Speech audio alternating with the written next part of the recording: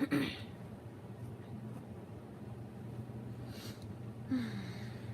the charger. Where is it?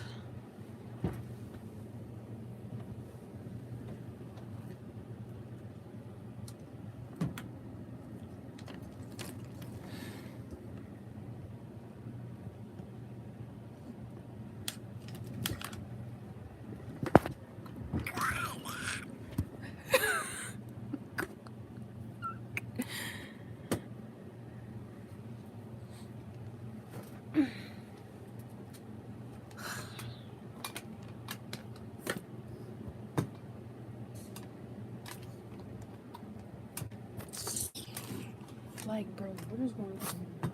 Like, please stop playing with me now.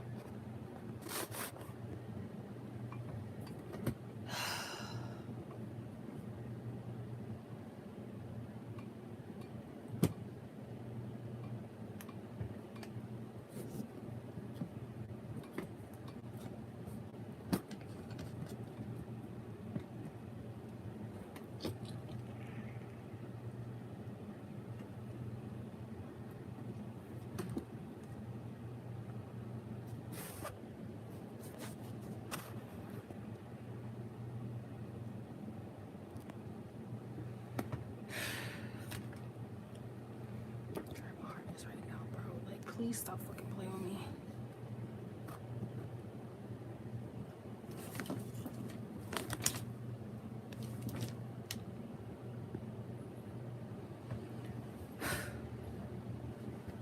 You gosh.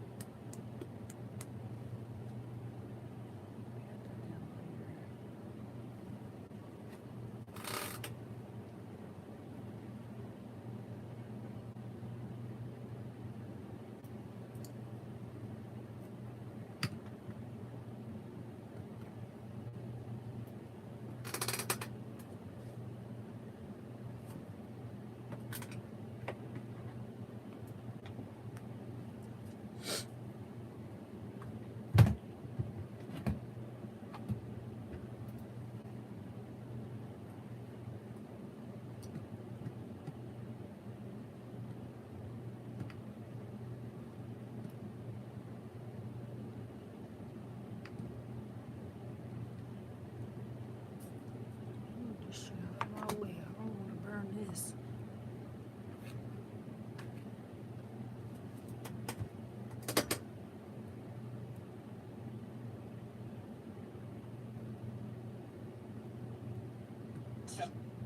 Brought approximately $30,000, and That seems awfully low to me. it's a public auction, both of them. That's okay, but you don't necessarily have to bring this coin to a public auction. No, but public auctions are actually where the most realistic prices are set, because every major collector in the world gets those catalogs, because these are high-profile auctions. There's many sites that value that coin a lot higher than that number. But the auctions are very clear in determining the value of these coins. Okay. All right. Have a good one, Dave. All right, thanks. The value of 30,000 for this coin is extremely low. This is probably one of the rare coins in existence. I don't know where the expert came up with that value. It is what it is. This thing, I would give you 25 grand for it. I'm not sure you know what you have here. Well, I know exactly what I have. I have something that I could probably sell between $30,000 and $35,000. There's none for sale now. There's none of these for sale. This is the one. Okay, This is the only one in the state of Nevada. You maybe, don't know that for it's sure. Still what it is. What's the lowest you'd go? You know, I drop it down to the Pretty sure you don't value of about be all up in everybody's house and seeing all their valuables. So how would you know that? Have it going up. Thanks for stopping by, though. No problem. I think the offer Just of because your friends told $25,000 you is ridiculously that's the only low, one, but don't mean I'll that's just the only keep it one. in the family, and Whoever. somebody eventually will sell it for a lot more than I'm being offered today.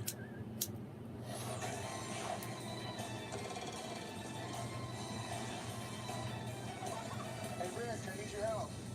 Give me 5 minutes. Really? Yeah, really.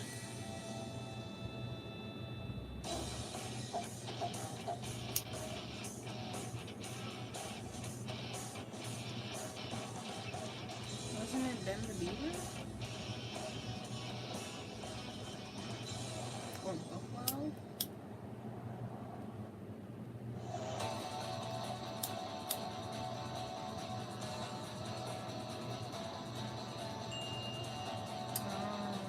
Bugs Bunny.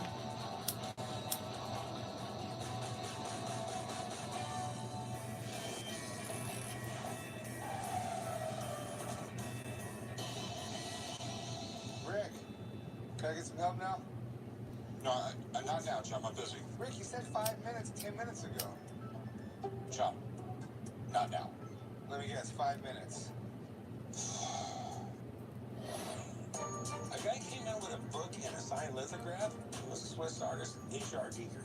Although Giger is collectible among sci-fi fans, I have no idea what this is actually worth, so I called Steve down to come help me out. So we got a book with H.R. Giger's designs in this lithograph here, signed Why by are these H.R. episodes Giger. only 20 Wow. minutes? It's pretty cool. This This guy usually was would be kind like of a 30 minutes. really unique guy. Holy, so much ads in 1976 your mind. rolls around, he does his painting, and Ridley Scott sees it, and he says, whoa, wait a minute, this is kind of what I have in mind for my movie Alien. And that's where he was inspired to do the aliens. And then next thing you know, this guy is designing aliens, and as you can see here, man, I mean, this is some pretty crazy stuff. Yeah, I mean, it's not like this guy was on a normal level. I mean, he basically used to say you're either creative or crazy if you like his work. So Ridley Scott was one or the other. H.R. Giger became this really famous guy based off Alien. And then next thing you know, the rock stars latched onto him, and they wanted to use him for artwork for their albums. So the guy's place in the movie and the music industry is pretty big. And there really isn't much of this guy's autograph. If you take a look here, this is just someone that just wanted to get it over with as quickly as possible, okay? Another example of his, again, with this really rushed H, and I mean a little inconsistent with his last name, but his first name, really choppy, up and down. You can see the formation on both of these. There's absolutely no question in my mind. Real signature here, Corey. Very good. So, any idea what you think it might be worth? Well, you know, I think the interesting thing about this is that it's a nice book, okay, but all the values right here, you know. And you know what, I've seen these lithos before. They're not, again, ultra rare, and we have an edition of 350, so you know there's 349 of them out there still. But with that said, the guy's no longer living. He's really, really highly collectible for It aliens says fans. 10. Is that I would put this not value enough right at about to let you know that is one of their originals? Right on, man. I appreciate you coming down. Good to see you. Yeah, Originals? Yep. If Corey's able to make a deal with this piece, the market, yeah, it's Originals. limited, but thanks to Alien, his work's going to be popular. So, I know you came in asking for 600. You heard it's worth 12. Yeah, What are you going for it now? I'm very happy to hear that it's worth that much, so I'd like to think about 9. I'm going to go around $400.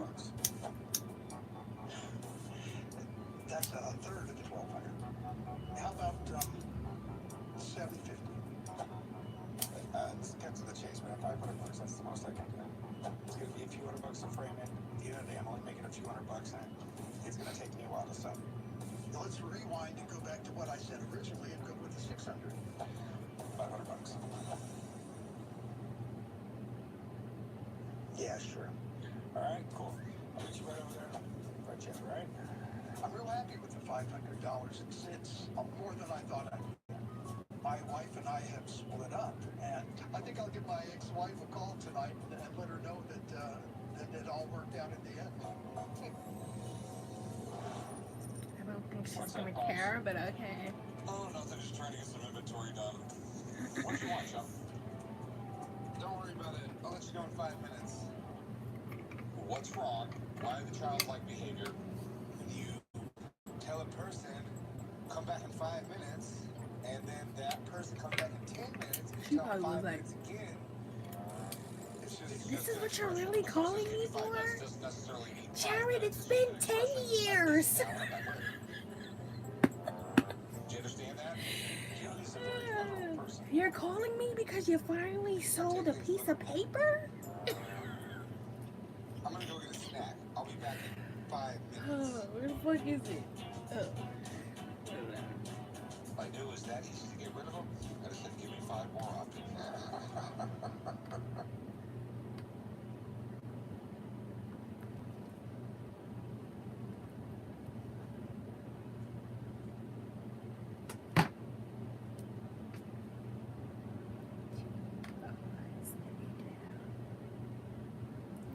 On this episode of Pawn Stars, it's 1966 Lost in Space original helmet. Had them all sign it. This is one of those weird pop culture things. It's so cheesy, it's cool.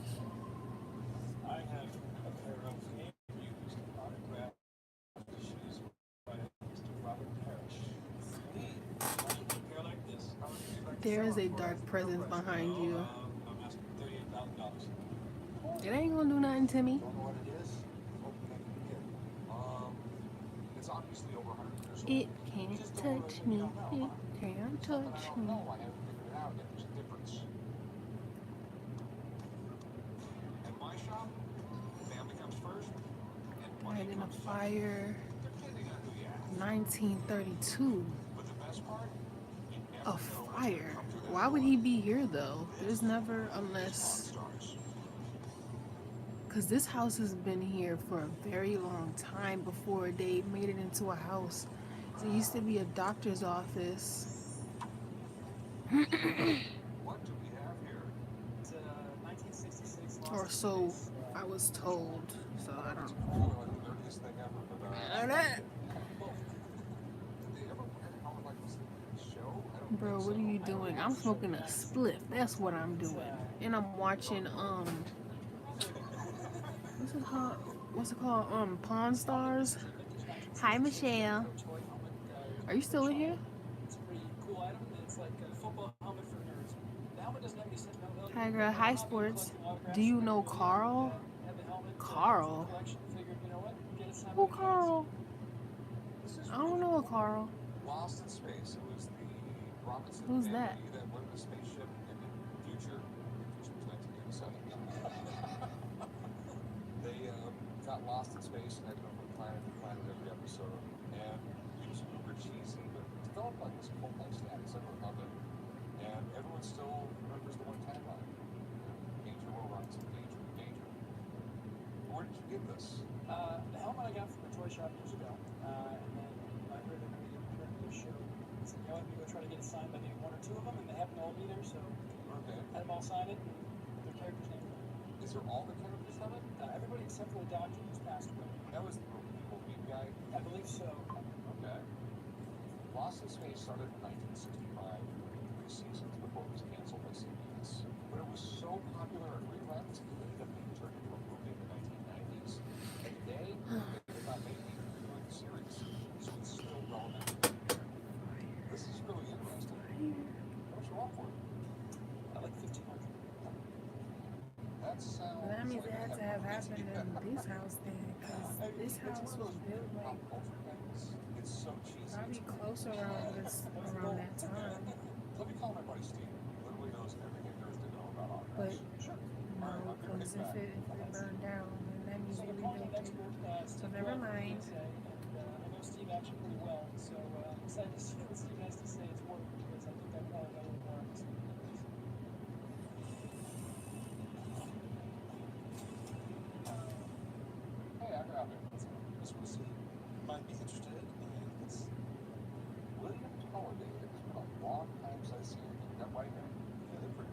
Explains a lot. at Goldstone, which is a He really, probably really be the beautiful probably the one who be stealing my lighters. these little sheets of gold. And he's like, I never forget it. Ooh. It is a you massive know piece of you gold. know how many lighters I done lost? William Tolliday was a goldsmith artist that worked for the Crown Jewelers for years.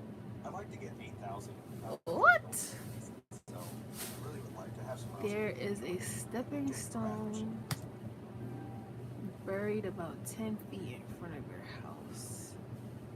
It was placed there 1947.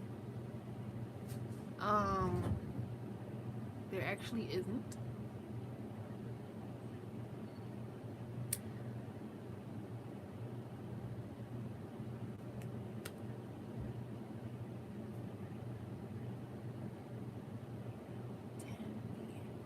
A stepping stone. The only stepping stone that I know of that's outside in front is the staircase to go down the stairs and walk towards the gate to get off the property. So maybe that's what you're talking about? I don't know. How you know all this?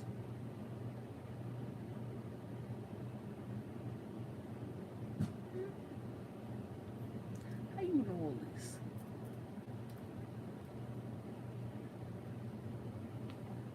Dig 2 feet down.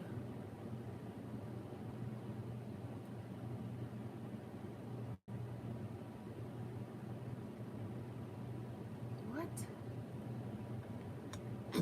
You fucking with me, right? Because I actually take shit like this seriously. So you fucking with me, right?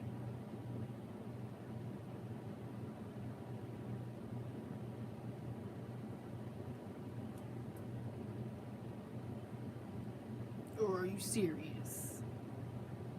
Let's not fool around here.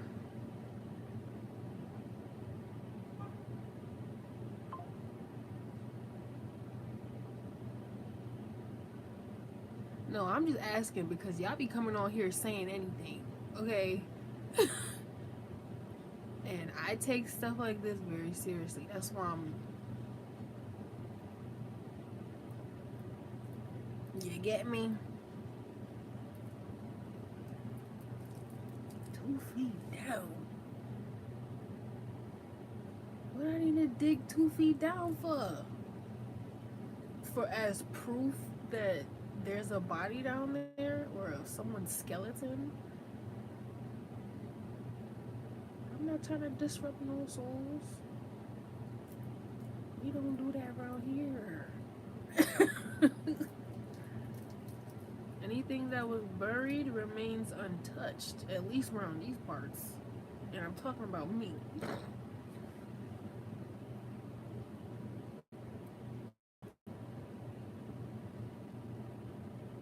If you ask the historical, they will confirm.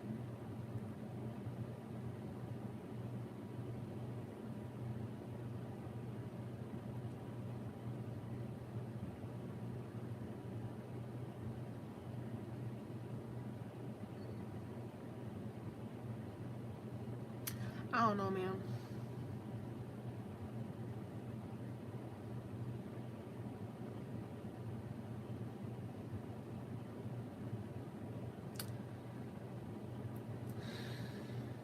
Something like that. This is really cool. Where did you get it? Well, I was inherited to me from my grandparents. The story Is that that what they it gave me is? was that this was given to them by grandson as a kind of a thank you for getting him started. Is it real gold Gave though? him his first job. So your Is grandparents, it real gold though? Aaron Spelling, actually started in the entertainment business. Absolutely. Yeah. Oh, that's cool. Yeah, that's really neat. Because this house was pretty big back then. The neat thing is like there's a few artists out there in the world who's put their stuff together. Yeah. This was done by him, and this was done by someone who was really high. Nah, if there really is a guy named Richard who died here, he probably the one who been stealing all my damn lighters. And I remember one time I lost a spliff. He probably took my shit. So How much did you want for it? I haven't seen anything like it before. So I would say the fair value would be about 80 when it's ready. People who collect when you're holiday want a castle. Like you do like $1,000 for it. Is there any way that you could do 22? Make us both happy. It would make you happy without making me happy. I have to go big for the company. I'd like to go for 17, but that's probably all I would do because it's a family thing. The story behind it is important. I'll tell you what, it's $1,600. It is a very interesting piece. Yeah, but I'm going to sit on it for one time. So if you do 16, I'll do it. I'm just not going to go anymore. I can't. Yeah, I'll take 16. Yeah. That's sweet. I'm accepting the $1,600 offer because I do believe it's fair. I think I'm going to buy some stuff for my wife's cheap. And with some of it left over, I might throw some stuff in my truck too. We'll see.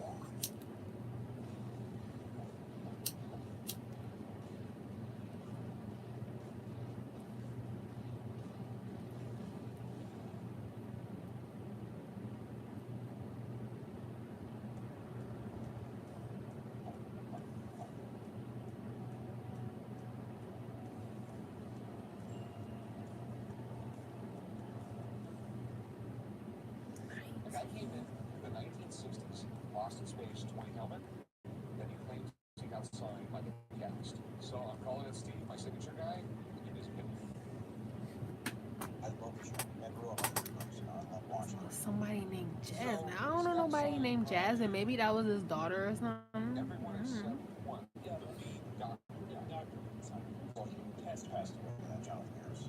I will say you don't really see too many. His moments like name this. was Most Driving photographs, Smith. It's rare that people kind of branch out. into Dr. that, Smith. Universe. Lost in Space is kind of this campy 60s show. Then it faded away, kind of went to reruns, but then I think that's brought in all these new fans. So I think that the fan attraction is always going to be. Okay, I mean, the signatures look really nice. At least they're not all faded and smeared out. So, what are these things worth? What's that? remember how I said the place used to be a doctor's office? Maybe, No severity. just Just take a look maybe, at maybe. pretty simple signature. Mark out it really doesn't change much. He's got kind of That's nice why line. it used to be Every letter, but it's a doctor's office. That's kind of the main And one. that would explain why Kind of just wipes out the last part of it. they rebuilt it into like a house. Because at first, when I heard that it used to be a doctor's office, I thought it was just like, you know, they just reinvented the, renovated the inside of the house. Same thing here. But Really nice, beautiful signature. So, signatures are perfect. So, what's it worth? Right, so I don't know about the toy itself, you know, what the tools were. a red stone. The signatures itself, you know, you could get these people. But What you mean by the stone? presentation-wise, so based on what I see here, the Like a brick? presentation of them all, they look very nice. Or, They're all definitely good. well, no, that's a crystal. $500. Okay. But A I'm not good red with toys, so stone? I'd recommend That's having very a toy company specific. to give you guys an idea of what I don't the toy know. itself is worth. Okay. Thanks, man. Yep, good seeing you.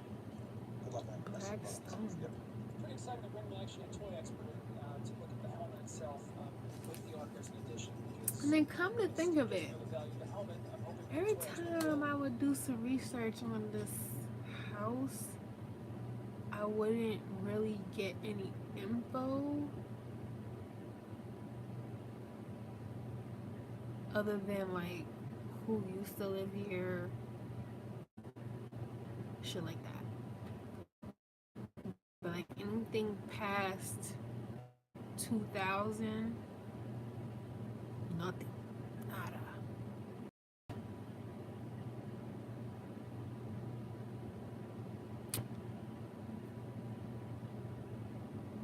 And I think the address has been the same. Has it?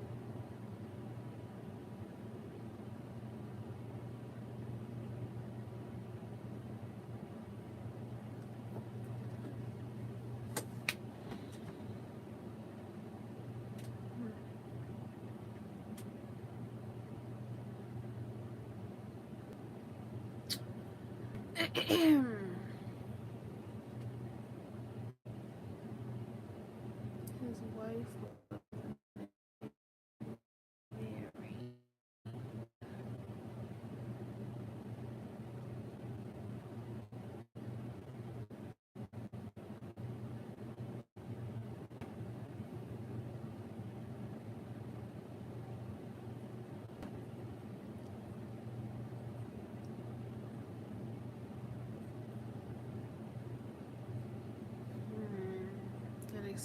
a lot from that day.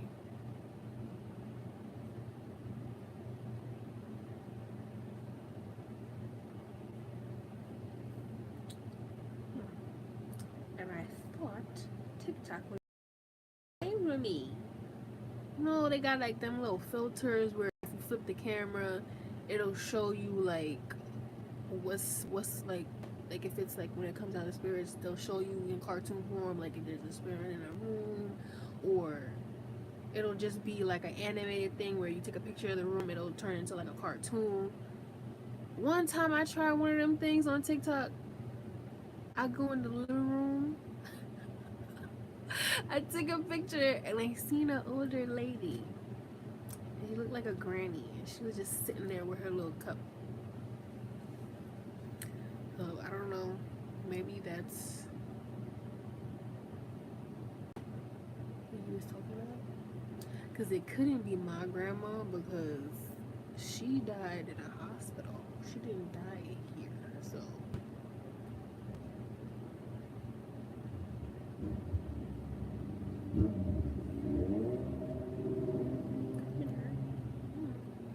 I don't know.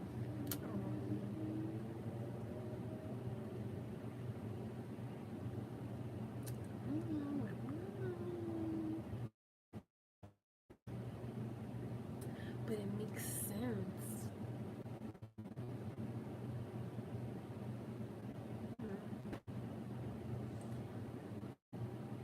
Do you know?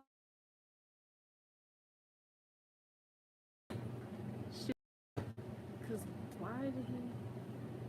This was like an accident or something, or somebody mad.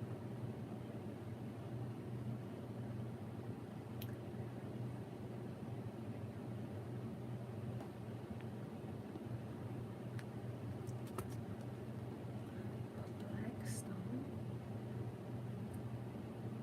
He also did Blackstone. What is Blackstone?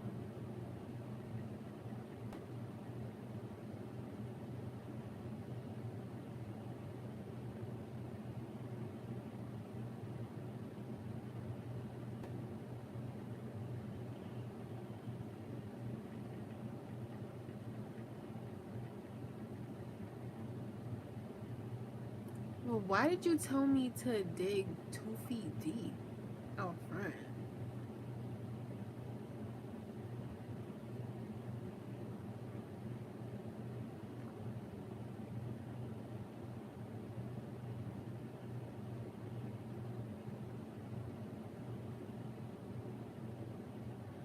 All I see that has to do with Blackstone is a management company.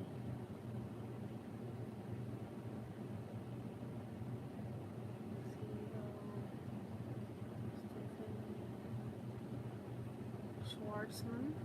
Schwartzman. 1985.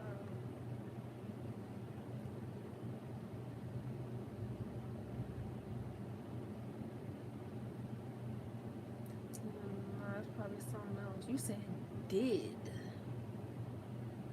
Is that like a substance or something? Like, I'm not asking because I want to do that. I'm just curious.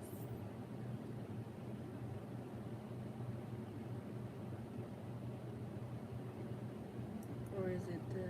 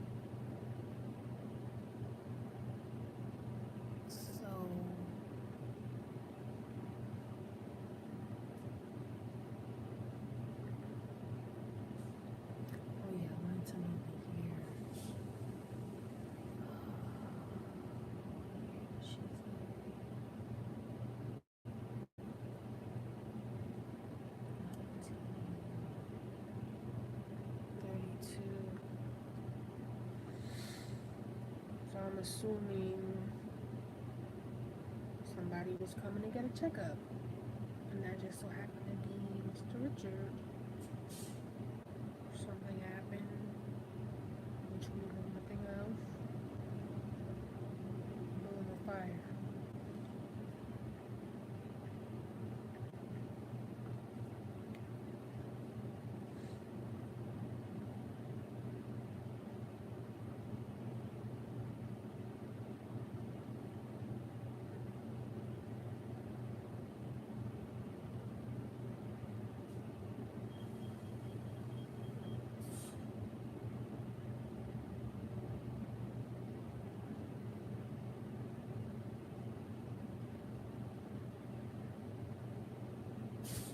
Is it D.R. Smith or is it Dr. Smith? Like,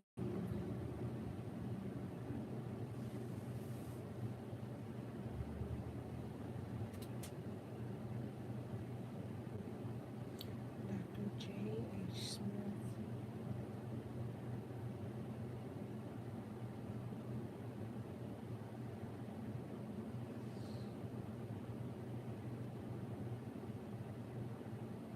Dr. McDonald at the Baptist Ministers. Baptist Ministers. There's a church right up the block from me. Is that the church they're talking about? That church been here for a long time. So.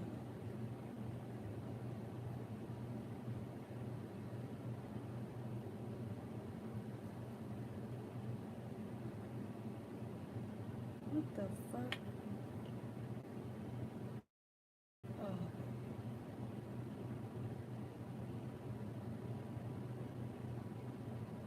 May 16, 1937.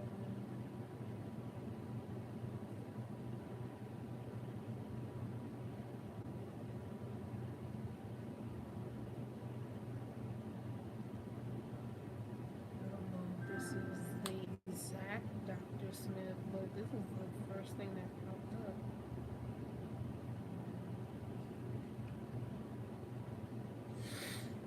Who knows how many Dr. Smiths were up there?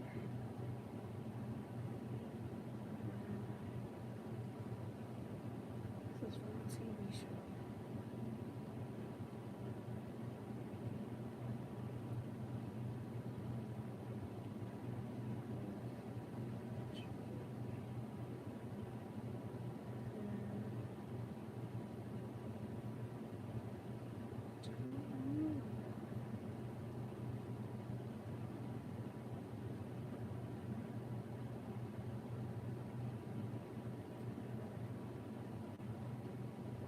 They were buried in Florida.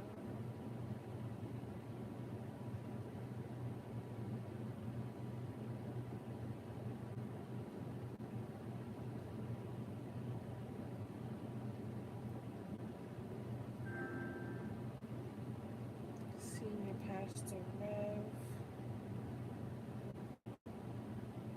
Dr. Glenn Davidson.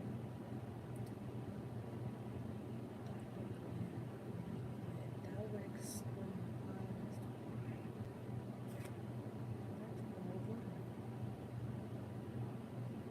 but this is all in Florida. What does this have to do with?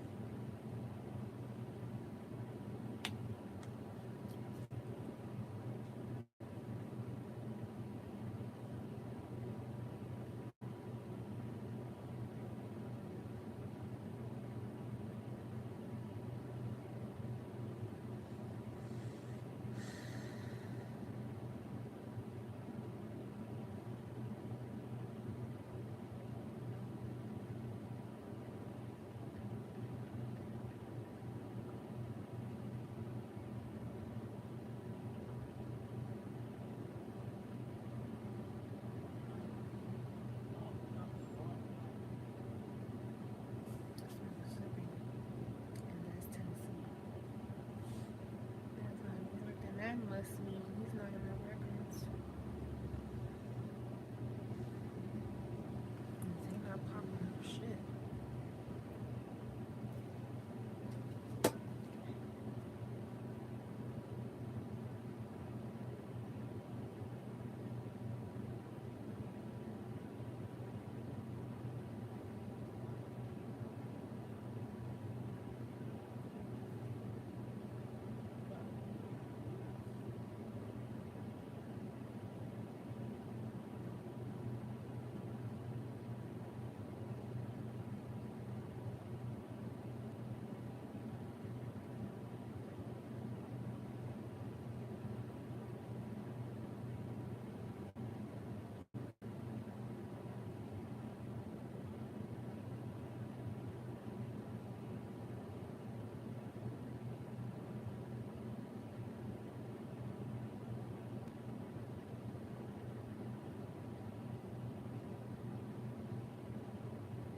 It just might be him.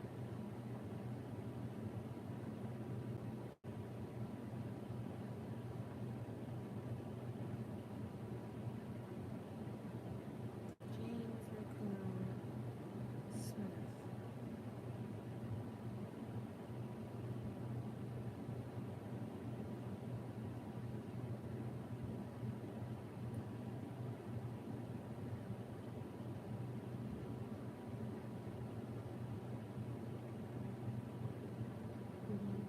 He has a big mustache.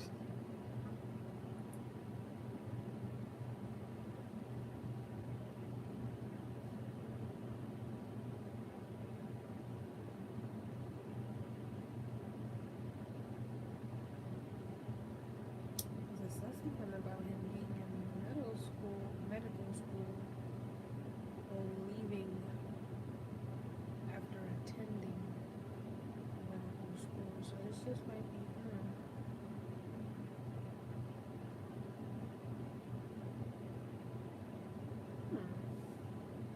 That's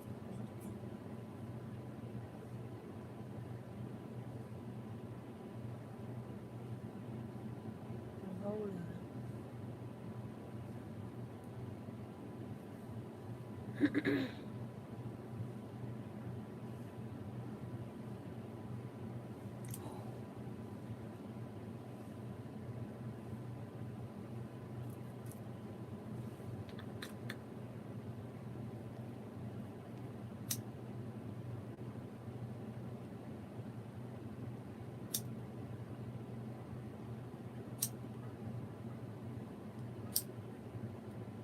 Okay, doctor, you had your own doctor's office. Okay, you doing your big one.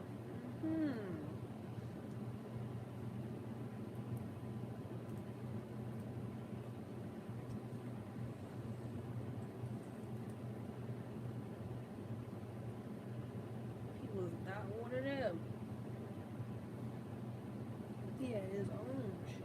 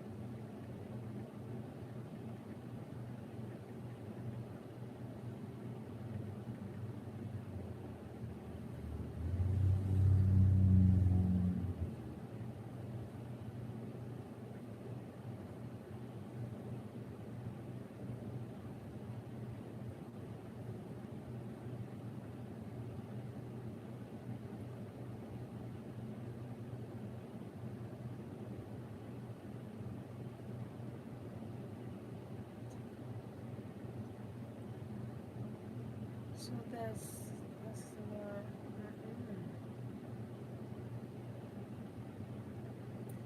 1865.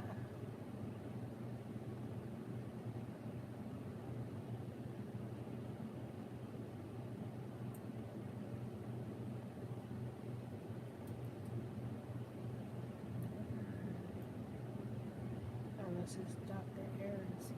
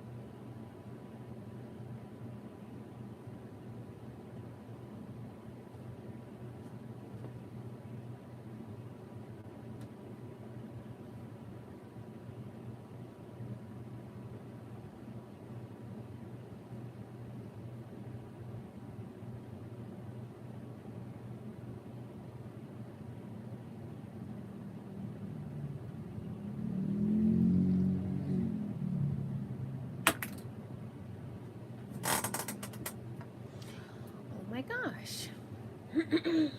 Where did that person go? You ain't slick. Come back.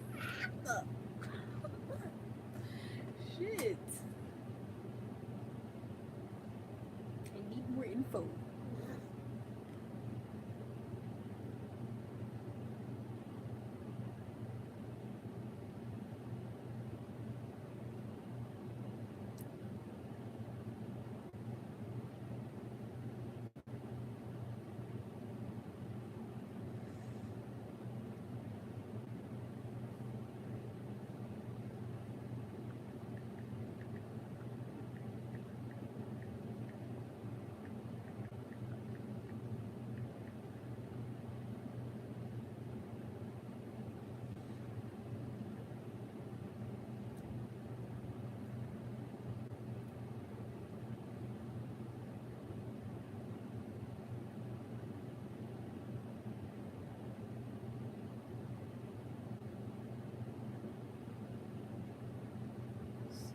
Every time I search up, it's not much. This.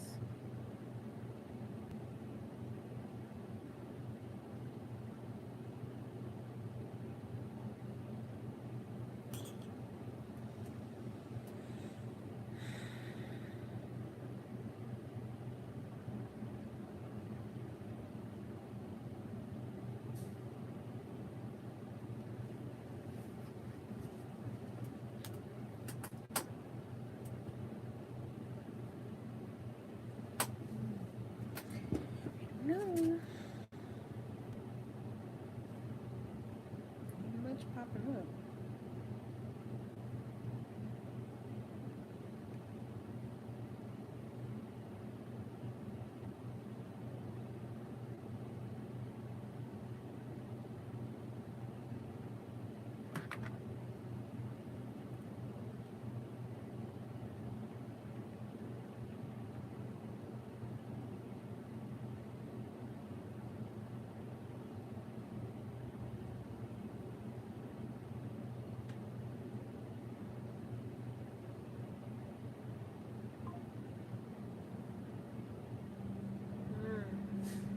Okay, this is New York Times.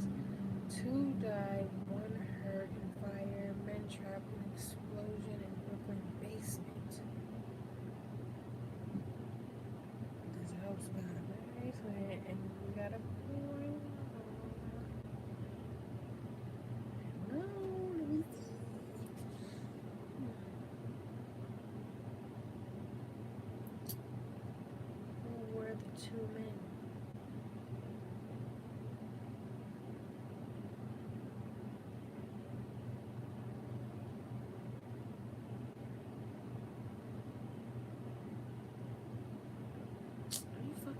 serious right now just to read an article.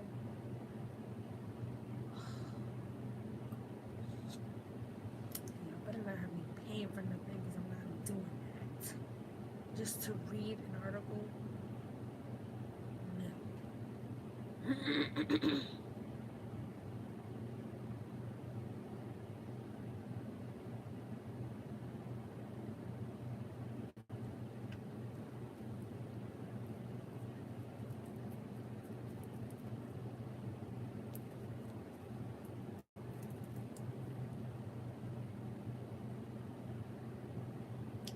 Jinky, jinky.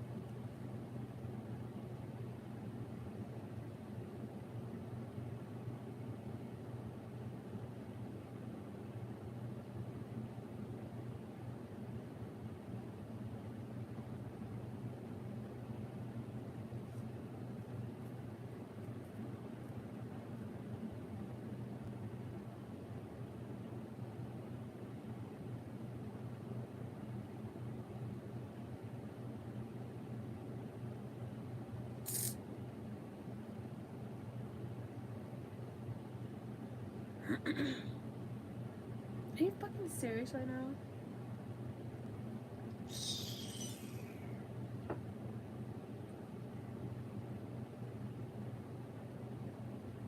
What the hell? I was about to say, is that what's it called? I thought it switched to GTA Online. But did I play GTA Online?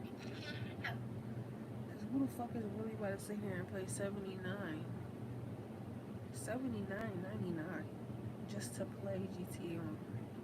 You're fucking bugging. That's what you're doing. You're bugging if you do that.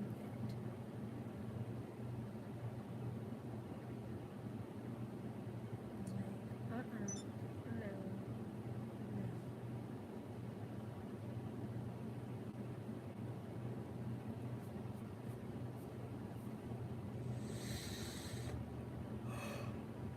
Pause.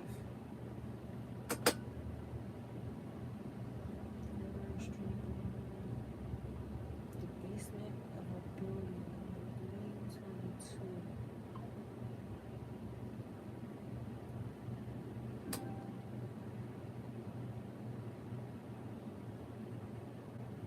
What if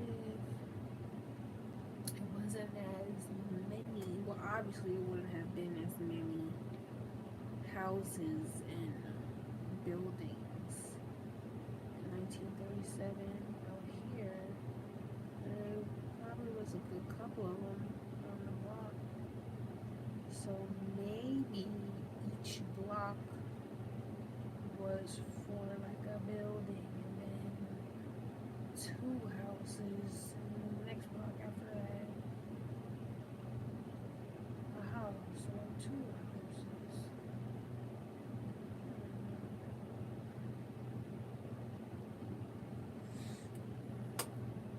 Because 322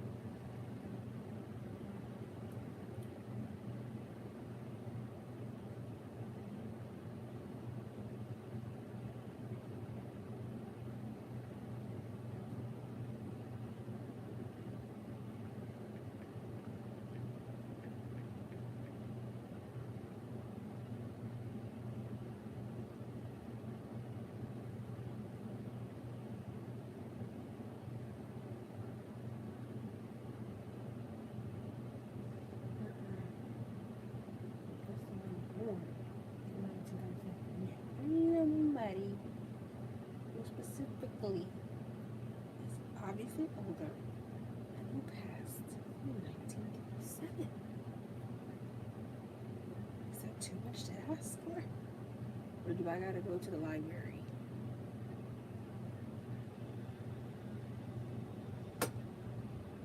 I'm pretty sure the library's closed. So, roll call. Help me out here.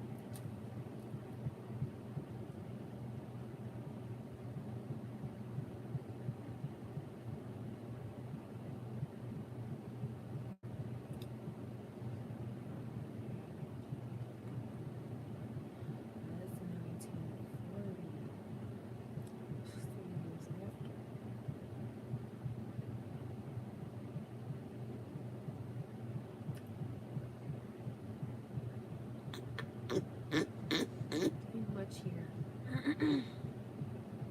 I would definitely have to go to the library and check that shit out.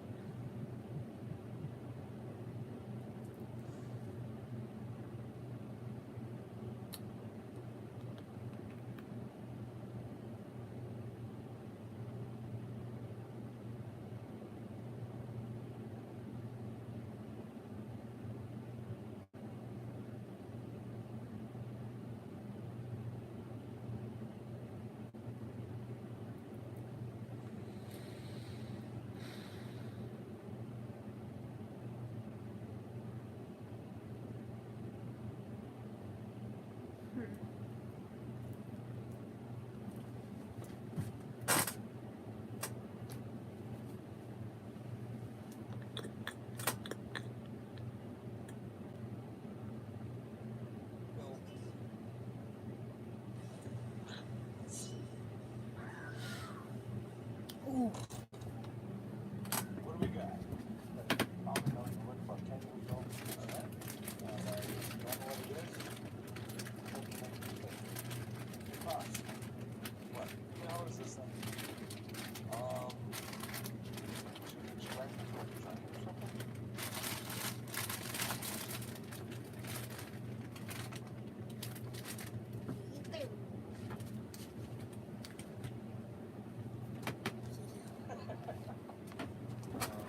Any idea what it is? Looks like harpoon. Yeah, the rope that goes through here, and it hits something, pushes back, and the spring over it, line top out. Maybe you can sink a ship with it, or stop the ship. Okay. Never seen it before. I don't think it's maritime, because it's made of iron. There must fix on lot of shit you want to make out of brass, especially things with moving parts, because everything rusts. It's obviously over 100 years old. You can tell it in the way it is manufactured. So many things have changed in the past century. The things that were commonly manufactured 100 years ago, most people don't know about today. So how is this thing? It's spring loaded here. This arm pops up back here, I think. It pops out. Yeah. Just trying to figure out how this. Don't hurt yourself. I'm not going to hurt myself. I'm just trying to figure it out. When's the last time you got a tetanus shot? I am doing deductive reasoning, right? You just don't want to admit you don't know, huh? It's not that I don't know. I haven't figured it out yet. The difference. You're going to figure it out by calling MHP, but I tell them you're just going to waste this poor guy's time. I'm trying to figure it out, okay? You guys time for that? Not really. Would you like me to call MHP and have them come down and take a look at it? If you don't mind. Do you mind waiting for a few minutes? No. I'll be right back. Yeah, I have a friend who will know about this baby. Good. I'd like to know what it is. When they call in next, because I figure this thing's got to be worth a lot of money. Why don't they call some units about with it? We have Oh, what is it? This was a big deal. This is actually what was called. This is amazing. You hardly ever see the helmet. All right. What does this thing work? Well, you could easily get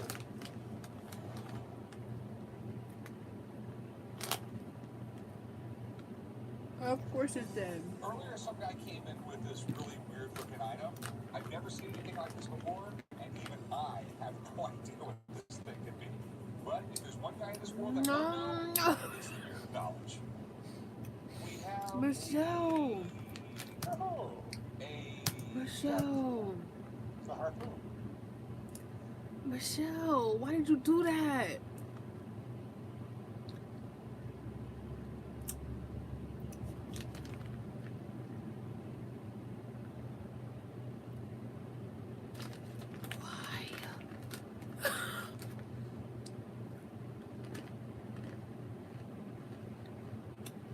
I can't even fucking hear me. Where's the headphones?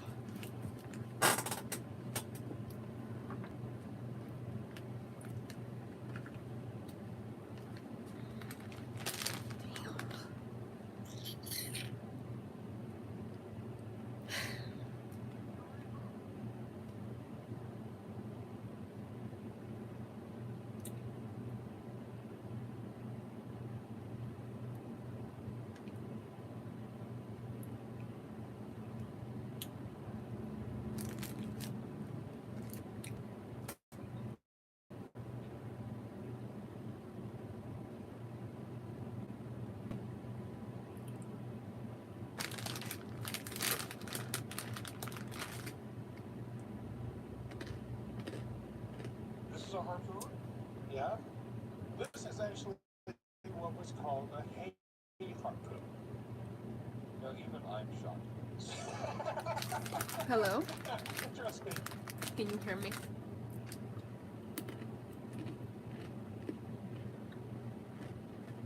Michelle.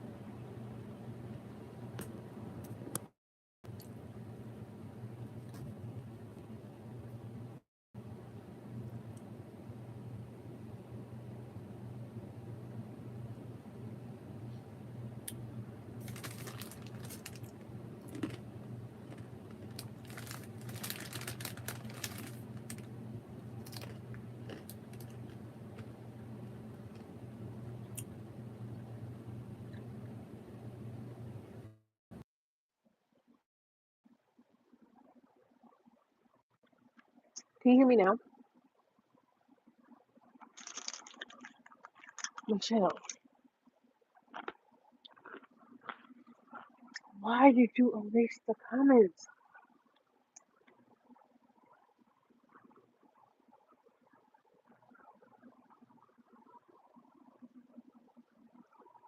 I needed that for research.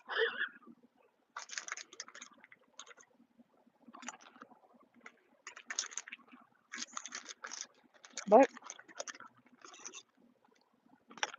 the Richard and Dr. Who.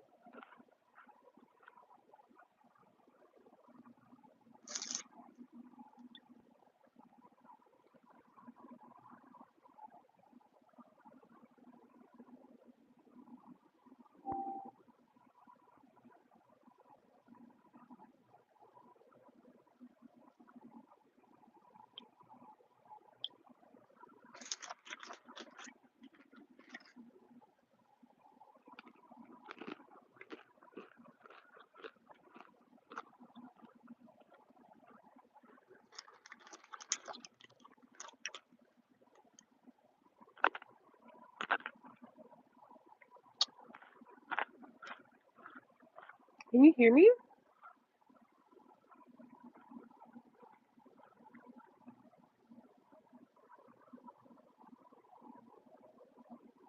Why is a monkey added to zoo? What?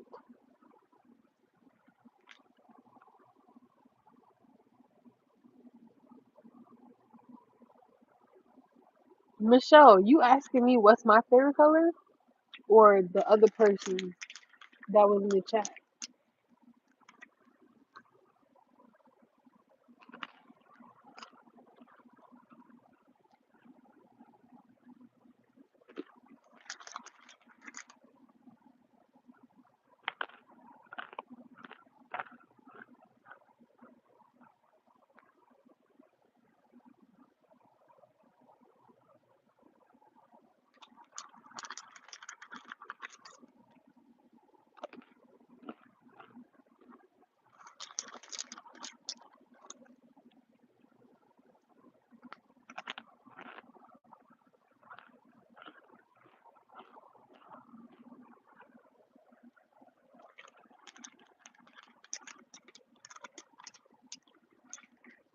When nothing is being said. Alrighty, oh man.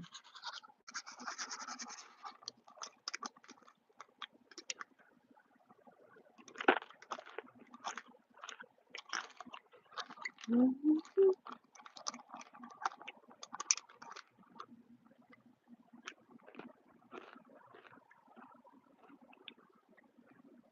dinner time conversation in our house is just fascinating. You'd love it. This thing was developed to pull hay off the back of a wagon and pull it up into the upper level of a barn. It was called because it worked the same way as a whaling farmhouse did. Unfortunately, after 38 years in the museum field, there's nothing about this. This was a big deal. There's a guy named Walker that invented it in the middle of the Civil War, and then it was refined then by a guy named Rogers. This is the Rogers version. The way this thing worked is this would flip back over, then pull the prongs back inside, and then this would be dropped down into a large lump of hay, and then it would pull out. That would allow the prong to come out. That would pull up a surprising amount of hay. And then once you got it up to where you wanted it, because it was so small, you could put that bale of hay anywhere you want in the barn. So, is there like a collectibles market for this? Or yeah, it's kind of a cool piece to have, if you like rusted metal around the house. And there are people that collect those. It's much more popular in the Midwest and in farming and ranching areas, but it's not a big market. You can't hear me? Hello? How?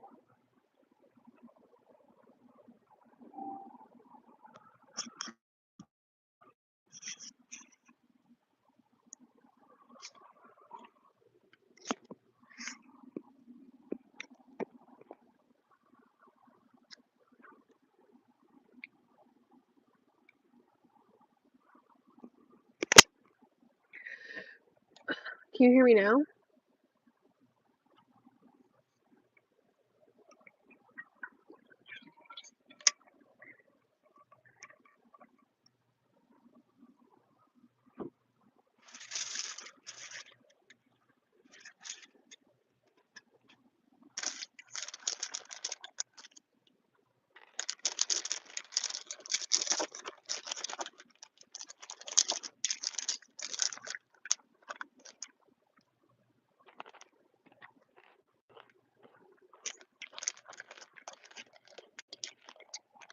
I was saying, why did you delete the comments from It's Me?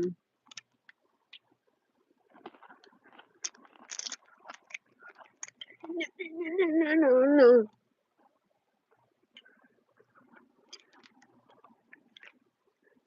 Took me my hair. Cute. Thank you, but why did you delete them? And why you put them in timeout?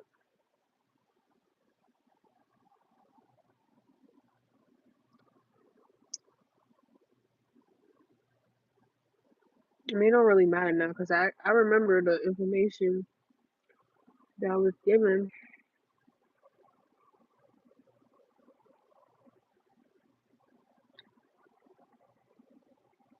But damn, 18.6K minutes though? Like, damn. They didn't even do nothing.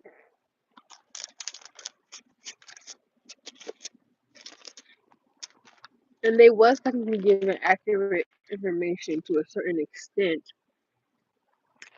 because this house used to be a doctor's office.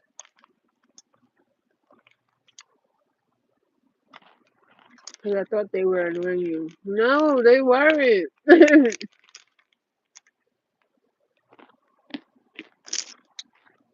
But it's alright. So I remembered the info I needed.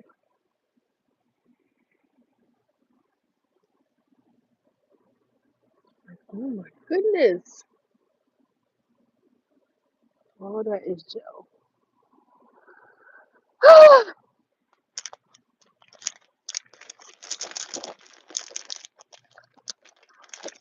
What am I doing?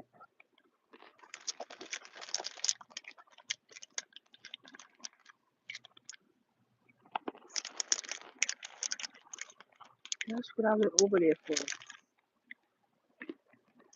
Damn,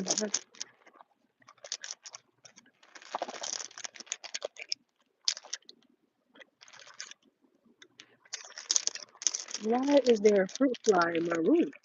There is no fruit.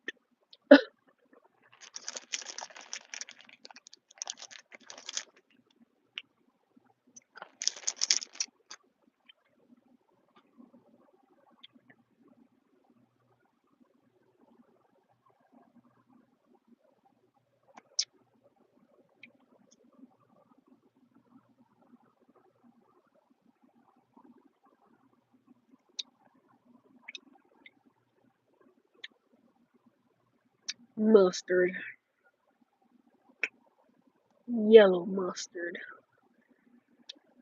Because if that was some spicy yellow mustard,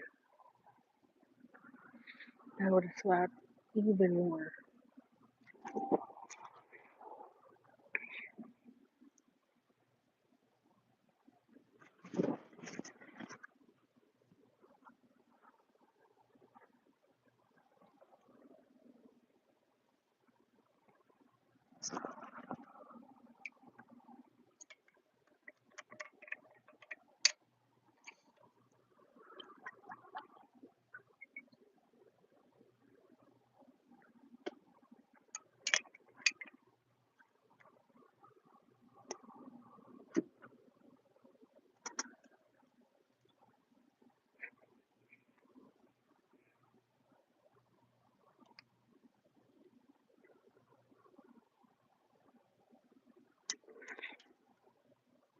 You walking, you chat?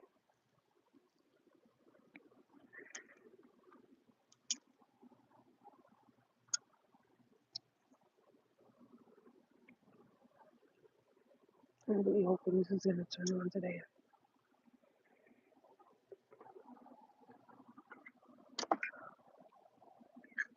You get hot, it curl real good.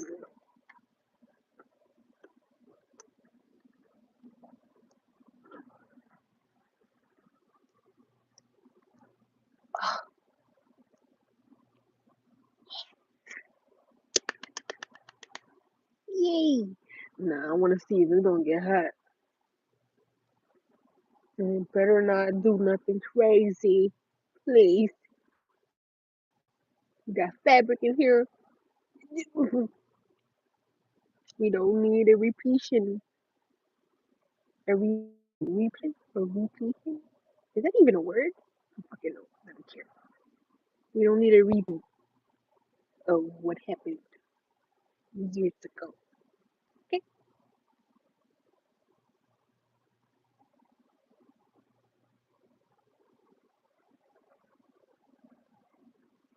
Hot.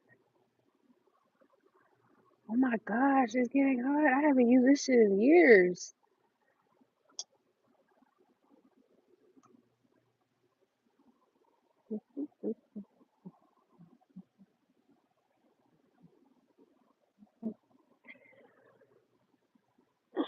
I want to do my damn box braids already.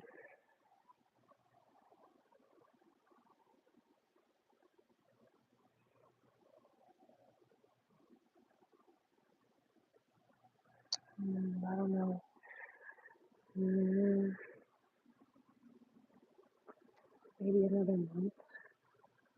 No, but if I do them for this month, that could be tricky. That's like CJ. I don't know. I don't know. I would have to get hair wax, hair dye wax. I'm not dyeing my hair red. You crazy? Not after regrowing all this hair out. Shit. Took me damn near 2 years, 3, 4. I cut my hair in 2020 or 2019. Oh, yeah. Shit. My hair ain't that long. Shit. I want to keep my hair healthy.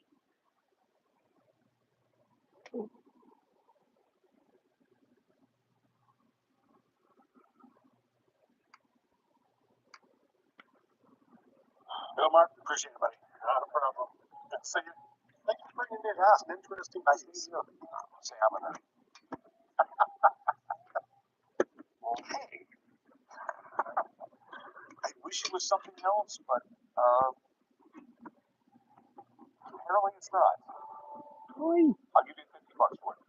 Off with his You know, head I'll pass. and put it on a steak. We both learned something. Yeah. Appreciate it, man. You have a good day. Night. Yeah. Let me back, because that's not even I would never something, that's grab not it even with a a joking blood. matter. Because I've never heard of one. But I don't need $50. I think to do in our small town. We'd rather have it.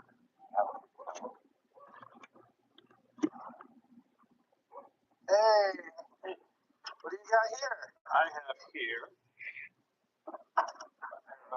game used autographed shoes by an NBA legend, Mr. Robert Parrish. That Robert Maybe Parrish, that's who huh? Yo-Yo be barking at Four-time NBA championship. Yes, sir. 3 in the with middle of probably the the best nighttime. Celtics team ever, and 1 In with the the daytime best Bulls sometimes. team ever.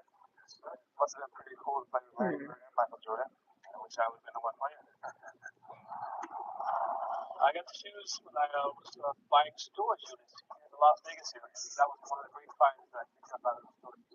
I would like to get $38,000 out of shoes. If I get the full $38,000, I'm going to go on a great vacation with my honey. This is pretty cool, man. What exactly are they? I believe they were definitely game worn. Did a little bit of research on them, matched them up. I actually saw photos of him in these shoes. 6'4", 87. That's when they lost to the Lakers. Correct. Robert Parrish is an NBA icon. He played 21 Yes, I seasons. love He was a having bigger 9-time barrel. All-Star. So to see They something in his curl company better. shop is pretty cool. Do you have any paperwork? I have them curling with bigger barrels. Authenticated. This must be good. My buddy Steve Grant signed that.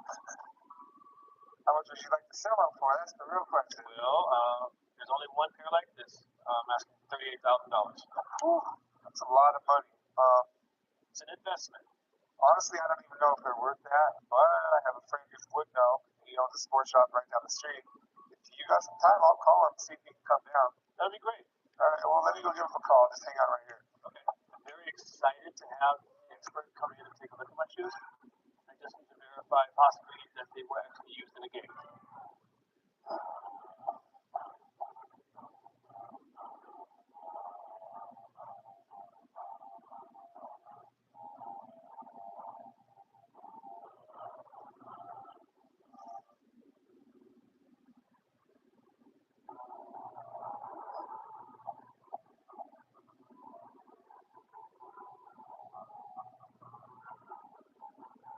Yes, ma'am. See? Always a cleaner curl. I don't know. A guy came in with a Every pair of time I use shoes that and he other said barrel, NBA legend Robert that shit Parrish wore don't be inside. working right. Since I don't know how much they could be Where them worth, clips so I at? called up June to come take a look. Well, I mean, Robert Parrish is one of the top 50 NBA players in history. He played more seasons than anybody else did. He played more games than anybody else did. With these shoes, we're dealing with the fact that they're autographed and the possibility that they're actually used in the game. They exhibit typical game use, just with all the scuffing. And anytime an athlete signs an inscription with a specific date, it's usually from something very important. So we have the date, which would be game 2 of the NBA Finals. With Robert Parrish, I've seen a lot of his different shoes from different points in his career. But what I can tell you, these are exactly what he would have worn in the NBA Finals. All right, nice. All right, well, what do you think it's worth? He played 21 years. There's a lot of different shoes out there. What we're looking at here, about $1,200. Not the 38 you were looking for. No. All right, well, thank you. Good luck to you. Thank you. These shoes are extraordinary. They're one of a kind, and any Celtic fan would absolutely love to have them. But, with shoes, unless they came from Michael Jordan, you just don't see that kind of dollar. Well, it looks like we're pretty far apart there. You were asking 38,000, and my guy tells me 1,200. So, with that said, really, I'm gonna max out at $800. I think they'll look good on my trophy wall. You know what? I think you're right. Thanks for being there. Thank you. I figured that with it being Robert Parrish, there would be a lot more value there, so it is very disappointing. Earlier, my buddy Steve came in and he looked at the signatures on this Lost in Space helmet. Even though the signatures checked out, I'm still having a hard time figuring out the value of this. So I called in Johnny to help me out. This is amazing. So tell me, are a lot of these still around? No, definitely not. I mean, you see the B9 robot, you'll see that come to market, but you hardly ever see the helmet. Almost always, too, the dome here, the reflector, but this is always broken or missing. It's amazing that is all intact. Also, we have all the straps, and those are all intact with the original rivets, and we even have the chin guard. Everything looks great about this helmet. All right, tell me, what is this thing worth? Because Steve Grant came in and he told me the signatures are worth around $500. Okay. Well, as a toy itself, I could see easily in that $400 to $500 range just for the helmet. With my value and the autograph's value, I think you could even put a premium on top of that because they put their character names on there. You don't see that very often.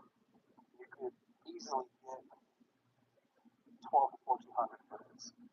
Okay, man. Thanks. Sure. There's a huge market for Lost in Space toys. I think if Rick's able to buy the item, he'll have no problem moving it. It's actually an item I wouldn't mind picking up from my personal collection. So, what would you think for it? Not going to happen. The reality is, it's probably going to bring around $1,200. So, what are you offering that for? $700. No, not even close. You do better than that. How much would you do for it? 1,000? It could be 8. I'm not getting rich off it. No, I'm not getting rich off it either. I mean, I think my best would be 9. I'm in the middle of 9. I'll give you the 9 if you put on the helmet.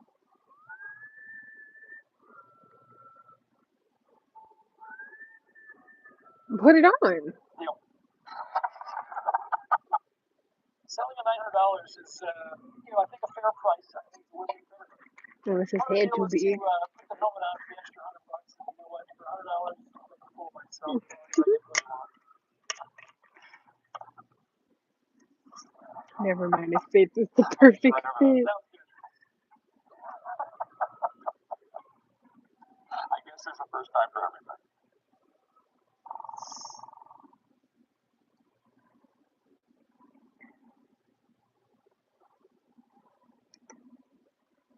I meant to put the person in timeout shorter, but I hit the wrong button. It's okay. I already said it was alright. Relax. Relax.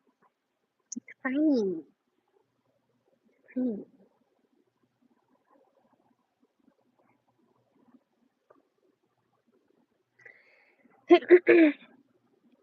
I'm just glad I remembered the info because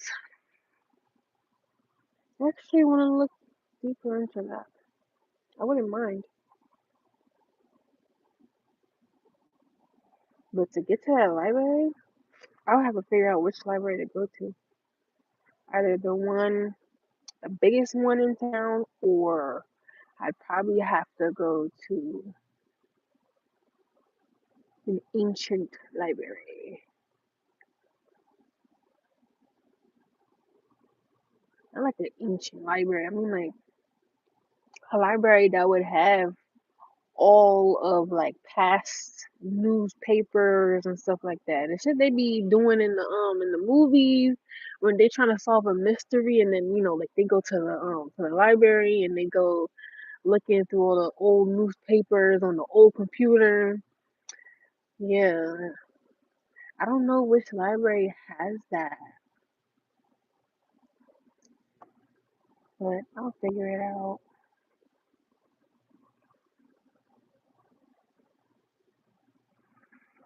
I don't have time to. So whenever I can make it over there, I shall.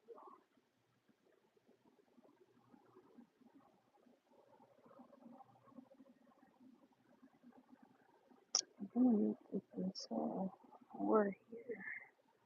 Because why not? The more curls, the better. To get the good color.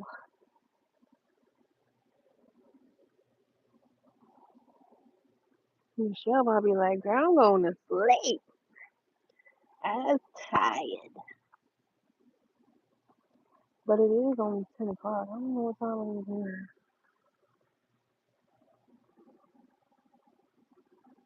Michelle. Michelle. What time is it around you? Well, near you.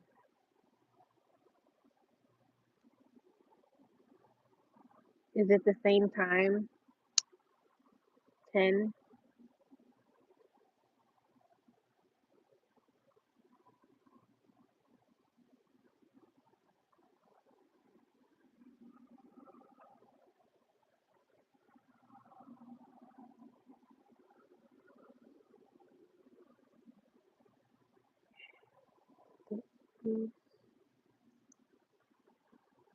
On this episode of Pawn Stars, Oh. 1966 Lost in Excuse Space, me. original helmet. Have them all sign it. This is where the Damn.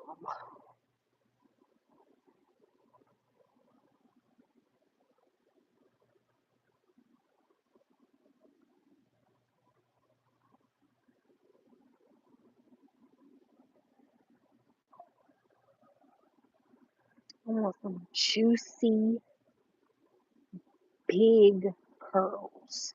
Not tight curls. I want it to look juicy and fluffy. Like me.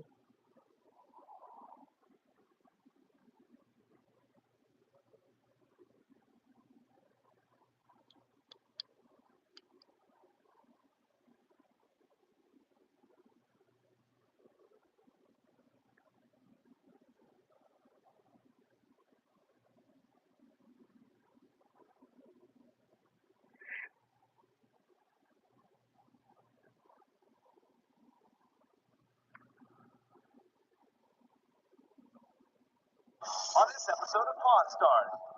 Man, you got a really nice car here. 1950 Chrysler Town and Country Newport. I gotta tell you, man.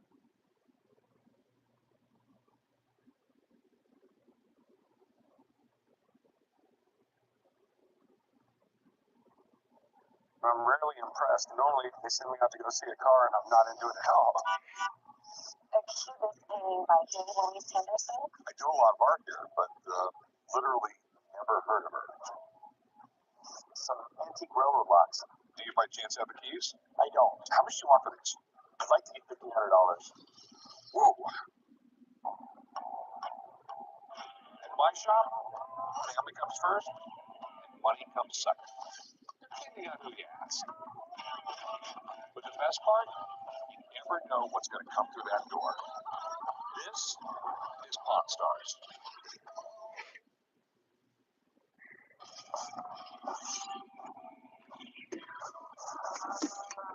How's it going? What do we have here? Well, obviously the padlocks. Yeah, they're some antique railroad locks. Okay. D&RG. Yeah. Denver and Rio Grande Railroad. Oh, okay. All right, never heard of it. I got that antique railroad locks from a lake that had dried up, and I was out metal detecting with a friend of mine. I was ecstatic to have found something that was so historical. The locks aren't in the best condition, but considering they've been underwater for over 100 years, I think they're in amazing condition for what they are.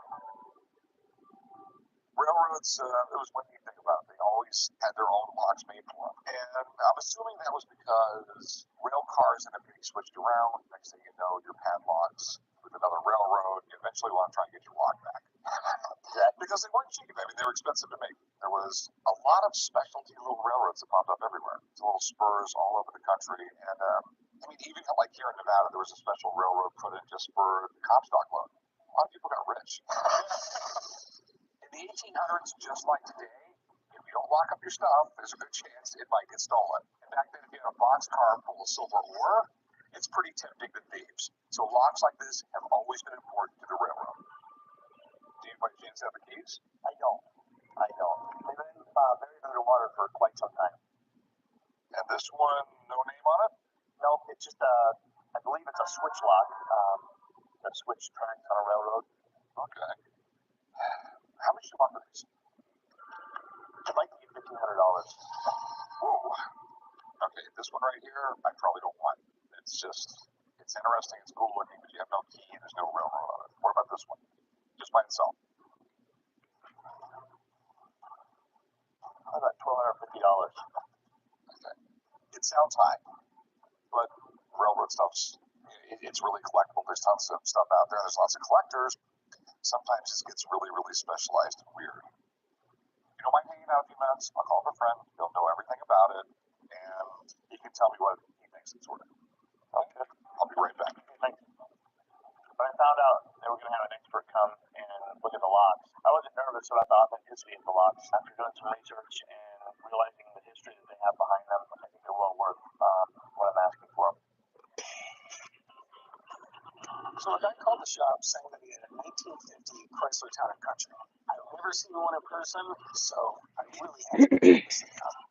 Hey, how's it going? Good, man. How are you? Man, you got a really nice car here. Thank you. It's a Town and Country, right? 1950 Chrysler Town and Country Newport. Sweet. You ever seen Michelle, one? is that you? In pictures. That's all steel, and the wood is all original handcrafted. It's got to weigh as much as a train. That is a boat. Yeah, you definitely wouldn't want to get hit by this in your Honda Civic.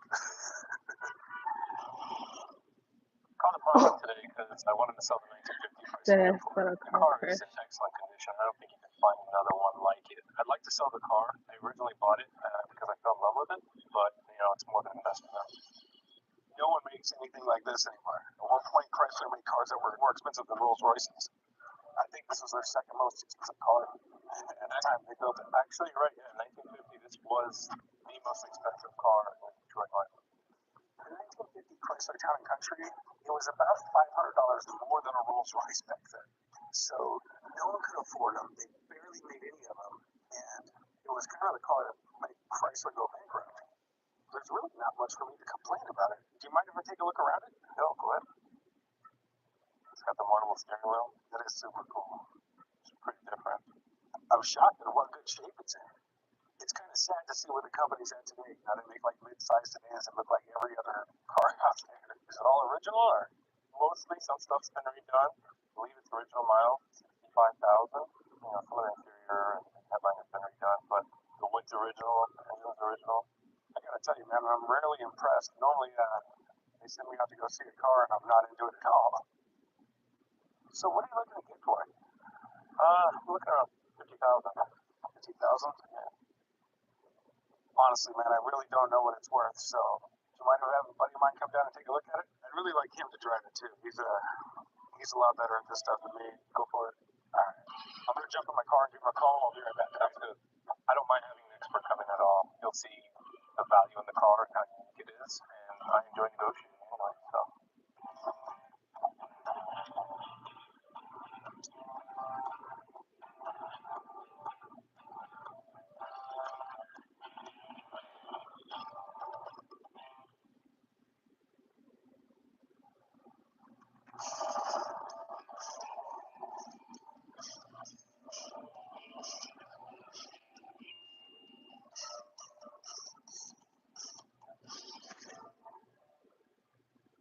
So a guy called the shop saying that he had a 1950 Chrysler Town and Country. The car is beautiful, it's super rare, wants $50,000. So I gotta have my buddy Bill come and tell me a little bit more about it.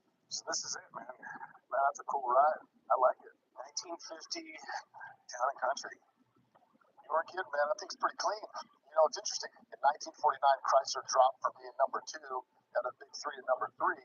And so what they did to scramble back in place is they kind of took all the chrome and wood they could find and kind of threw it at this car and trying to push luxury, you know. Well, I already asked him if we can go for a test drive. You want to jump in? Yeah, I'm ready. Let's drive. Let's do this. And the boat is a sail. The Town and Country is a pretty unique car, especially the 1950, because it was a really low production vehicle. They really tried to build a super deluxe car, but it was the right car at the wrong time. Holy moly. You feel the pulsating with 135 horsepower pushing a 5,000-pound vehicle? Seriously, I really, really like the car. Everything about the car is amazing. The inside looks amazing. It drives amazing. It sounds great. Now I just hope I can get it for the right price. If you buy it, I'll drive it every now and again for you. Definitely drove smooth, man. What do you think it's worth? I mean, realistically, because it's such a limited production vehicle and the collectability on it isn't super, super high, I'd say you probably got to be between 35 and 40 grand on the car. I appreciate it, man. Thank you very much. No problem. Hey, it's a nice car, man. Nice meeting you, yeah. It's a solid, nice original car. If Corey can buy this car right, he stands to make a lot of money. I really don't think I've ever been in a situation before, man. I mean, you have a really, really cool car. It's just that it's not a Mustang where there's millions of guys out there buying it. I have to offer you like 22 grand, dude. I paid way more than that for it. I mean, I think your guy said 35 to 40, and that's even too low. The lowest I'd go on the car would be 45. You could do 28. I think 45 would be the best I could do. I'm really sorry because I really do like the car. I'm not going to be able to make a deal. Yeah, but I appreciate you coming out. Appreciate it, man. Take care. I'm declining the offer of 28,000 because I just think it's too low for what this car is and the condition that it's in. We didn't make a deal, so I think I'm going to roll the windows down, get in there, and go for a spin. Earlier, I bought in a pair of antique cat locks from a railroad. The really plain lock, I don't think it's worth much.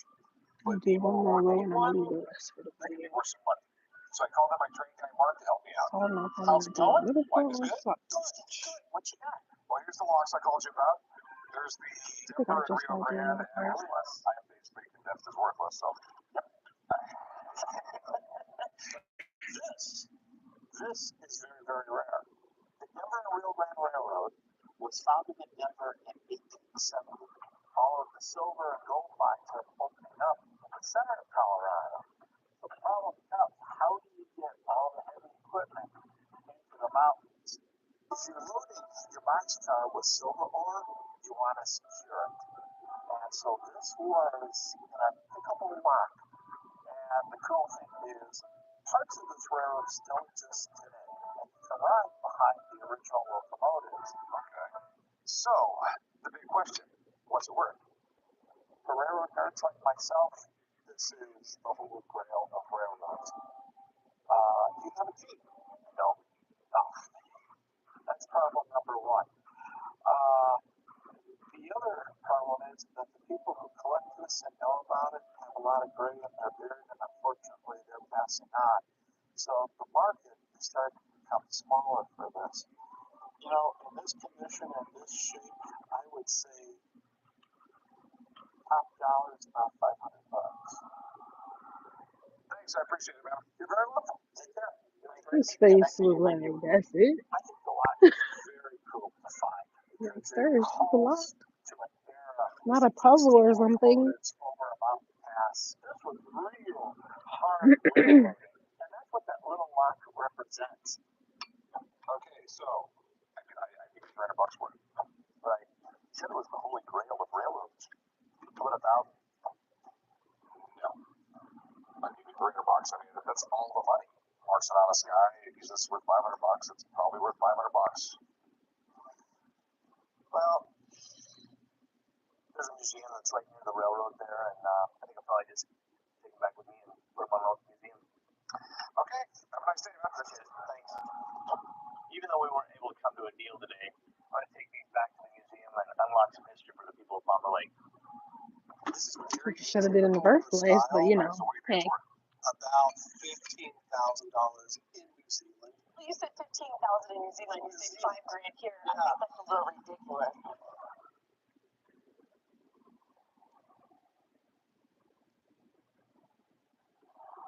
How's it going? Good. How are you doing? Good. We have A cubist painting by Dame Louise Henderson. who? Oh, Louise Henderson. She's a New Zealand artist. I do a lot of art here, but literally never heard of her. I can tell you about New Zealand.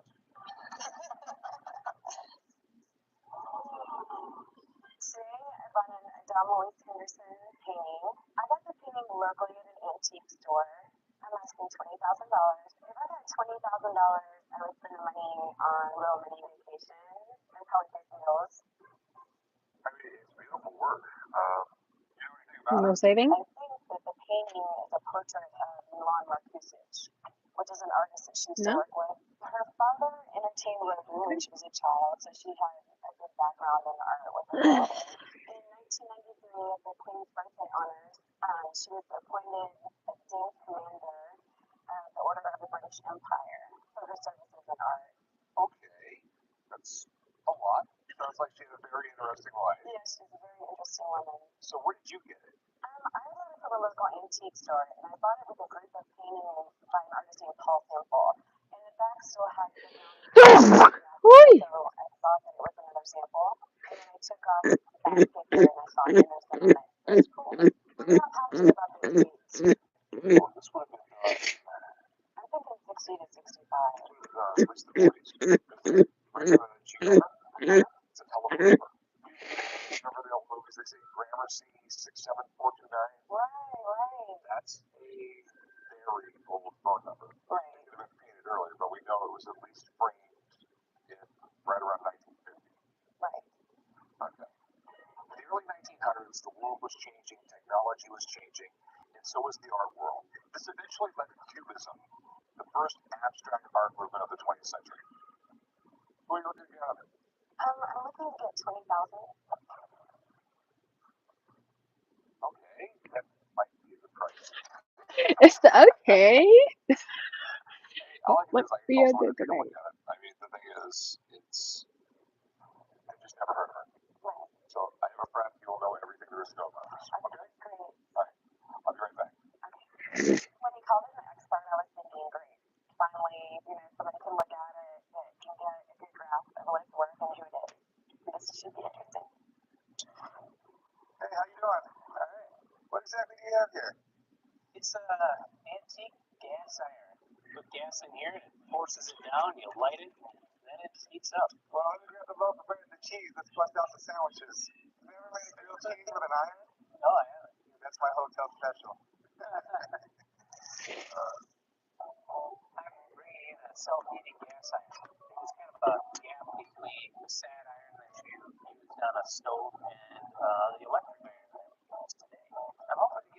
much for the iron today because I want to buy a couple of gifts for my daughters. This iron's pretty cool, you know. It doesn't look like much, but it actually changed the way we iron. So what would happen is this would heat up and it would hold a constant temperature and you'd be able to iron clothes nonstop until you had to fill this back up with gas. That's a Compared good to the old man, method of Savannah. setting the iron on the That's a stove, giving it good a few minutes to heat up, man. ironing what you can until it cools down, setting it back on the stove for a couple minutes, and you know, it may take 10 or 15 minutes to iron a shirt that way. Even though this doesn't look like it, this is pretty revolutionary. Right? It's pretty cool to see an iron from the turn of the century. I guess even back then people wanted to have wrinkle-free swag. Luckily for me, those sweatpants don't need to be ironed. So what you want to do with it? I want to sell it. Okay, how much are you looking to get for it? $100. It's Sometimes cool, they do. but I mean, Y'all it's sweatpants a sometimes gas be iron, you looking know. It looks cool, and that's really all it is. It looks cool. You know, someone's gonna buy this to decorate on their house. Let's get for a shit. doorstop too. If I spend $100 on a doorstop, I want diamonds on it. I'll give you $30 for it, man. $30. How about 80? I don't see 80, man. $35 is the most I can do. 35? Oh. How about 36? We can go 34. Okay, 35. You got a deal. Alright. Grab your iron and come up here with me. It's We'll the write on fact the that paperwork he and really cut. tried to add in another Well, dollar with as if $35, that was I can't quite buy what I like for my daughters, but now I can get my daughters a couple of dolls anyway.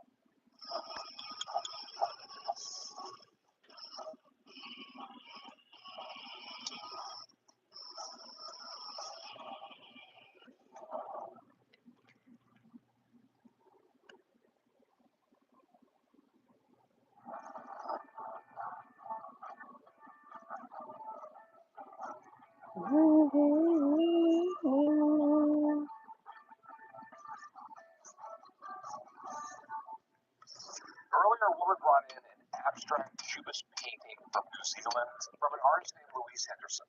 I have never heard of her, so I called in my art expert, Chad. Maybe he can help put some perspective on this. What do we got here? Mary Louise Henderson. It's very nice. It's a nice painting. She actually studied originally with embroidery. And she's actually better known in some places than for her tapestry than she is even for her painting. So, what year is this? This painting, I would say this was most likely between 52 and 58. That's when she was painting kind of this style. This is very atypical of her style. After 1960, turned really hardcore abstract. All right, so what do you think it's worth? Can I flip this over? Of course. So she tended to sign her stuff on the back for some bizarre reason. It's not the hardest one to paint, but I think this painting is most likely authentic. I don't know why somebody would knock off one of her paintings these days. So it's probably worth about $15,000 in New Zealand. Here, what is it worth? I would say it's worth five. This was my painting. I would send this to I wouldn't bother trying to sell in the United States at all. She's not known. She's a regional artist. I wouldn't send it to New Zealand if they're collectors here. What would be the point? I mean, I would I've been in this for 25 years. I've never seen one of these anywhere. Well, you said 15,000 in New Zealand. You say $5,000 here. Yeah. I think that's a little ridiculous.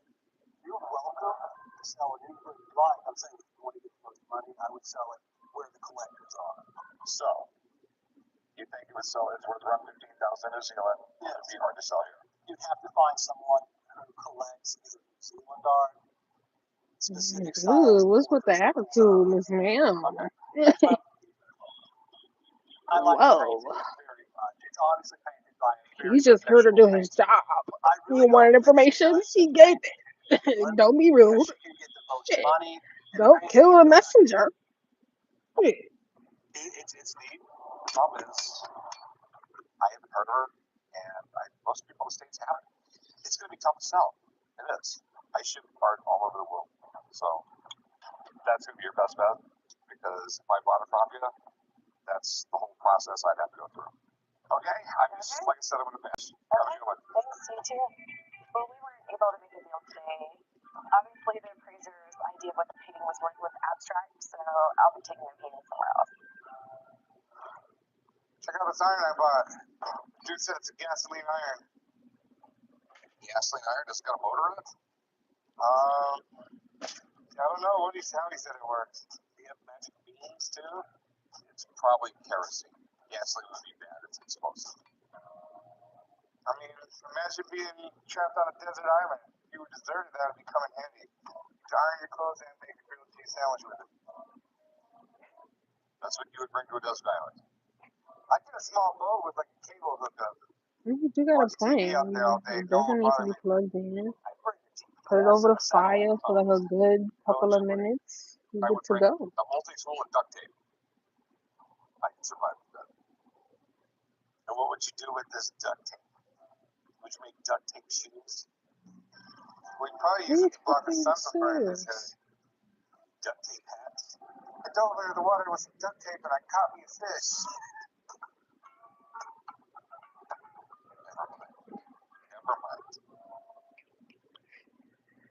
Never mind.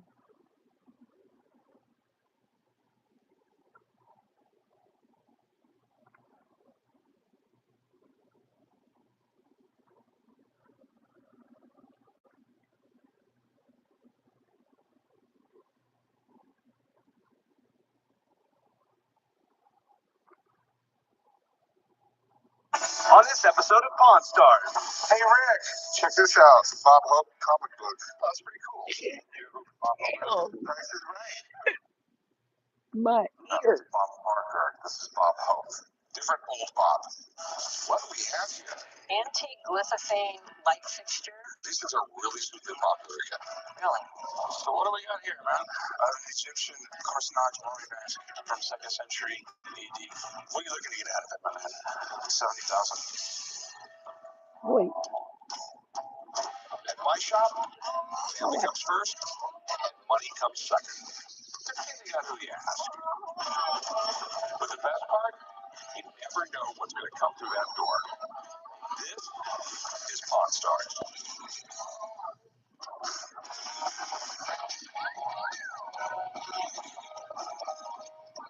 What do we have here? This is an antique German porcelain lithophane light fixture. This is really interesting. So this is a lithophane lampshade. Say that 3 times fast. Okay. I saw this in a collection in Virginia years ago. It's such an unusual piece. I've never seen another one actually for sale. They get broken really easily, and to find a complete lamp like this is pretty unusual.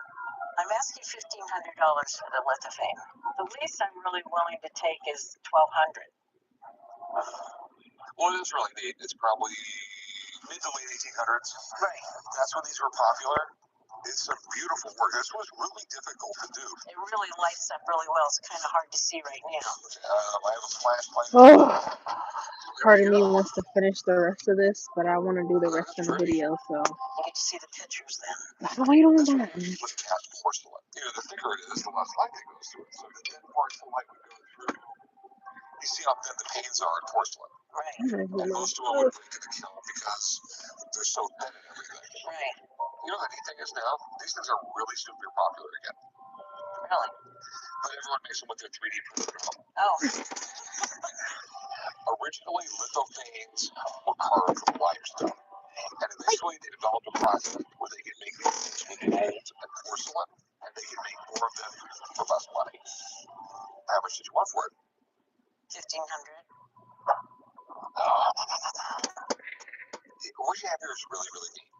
It's in beautiful shape. It's an amazing work. Yeah. But it's just a hard sell because you have to find someone willing to put this in their house and they have to have decor that matches it. I'll give you $500 for it. Yeah, probably the lowest I really would go on it is $1,000, based on what I paid for it. So. I mean, I'd go $600.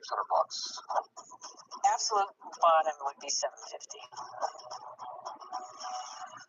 I can't do it. I mean, I'll probably get $1,000 out of it, but it's going to sit for a long, long All right. Okay, that's fine. Okay. Thanks for coming in. Oh, sure. I'm not upset about not being able to make a deal because I know it's a really rare piece. I'm going to take the lithophane back home and have it on display again. What's up, dude? How you doing? Pretty good. What do you got here? I have an Egyptian carcinage mummy mask. Hey, Corey, there's a mummy in the shop. It's not a mummy in the shop. Mummies Where are did you get actual that cold from? bodies. This is a mask, I'm assuming? Yeah, it's a mask to cover the mummy. Any idea who it was? It could have been a high class person. Well, they didn't do it to poor people, that's for sure. I'm selling the mask because it's time to let somebody else enjoy it the way I have. I'm asking for $70,000. The lowest I would say for this mask would be $30,000. If I'm able to sell this mask today, I would like to get another piece that I can add to my collection. Y'all just love This is touching interesting. shit, don't y'all? How old is it? It is believed to be from 2nd century AD.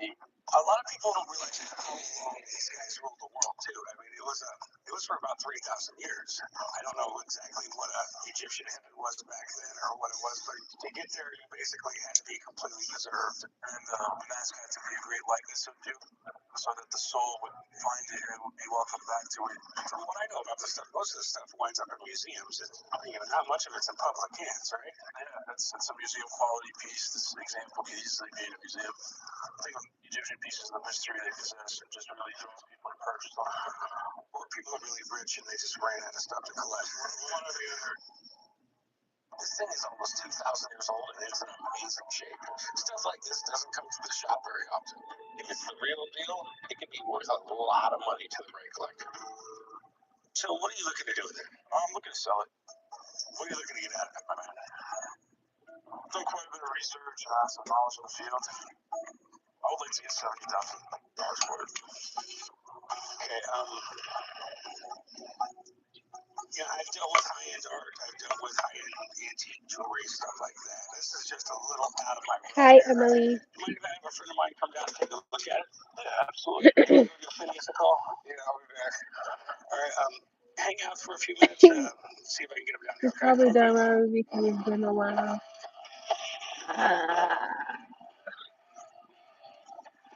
Emily.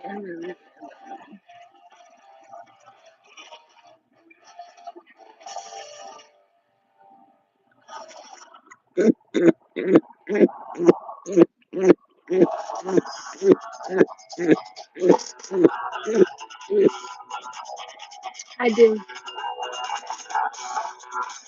I'm not saying I do as in like, I'm saying yes to the Betsy. No, I'm not saying that. But I do remember you. Hi. How you been?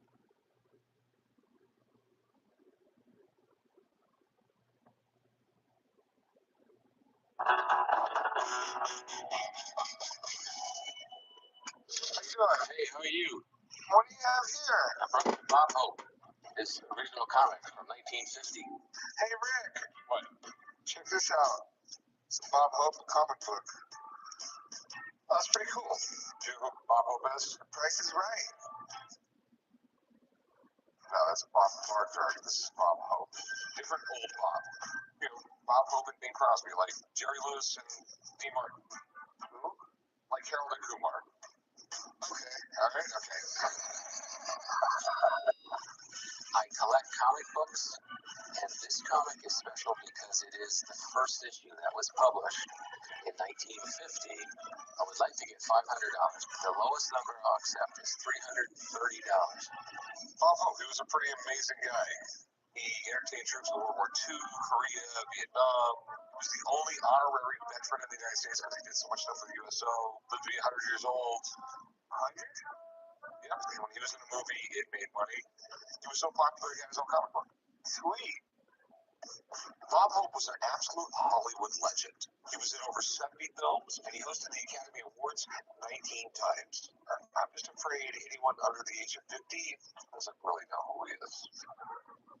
So, where did you get this? I actually got this at an online auction. Okay, well, it looks in relatively good shape. So, you want to sell it? Yes. How much you want for it? I believe it might be worth about $500. I don't know how collectible Bob Hope is, to tell you the truth. I just have no idea what the demand would be for this, due to the fact that it's not an action hero, it's Bob Hope. It's a little weird. But if I have someone looking at it, that'd be great.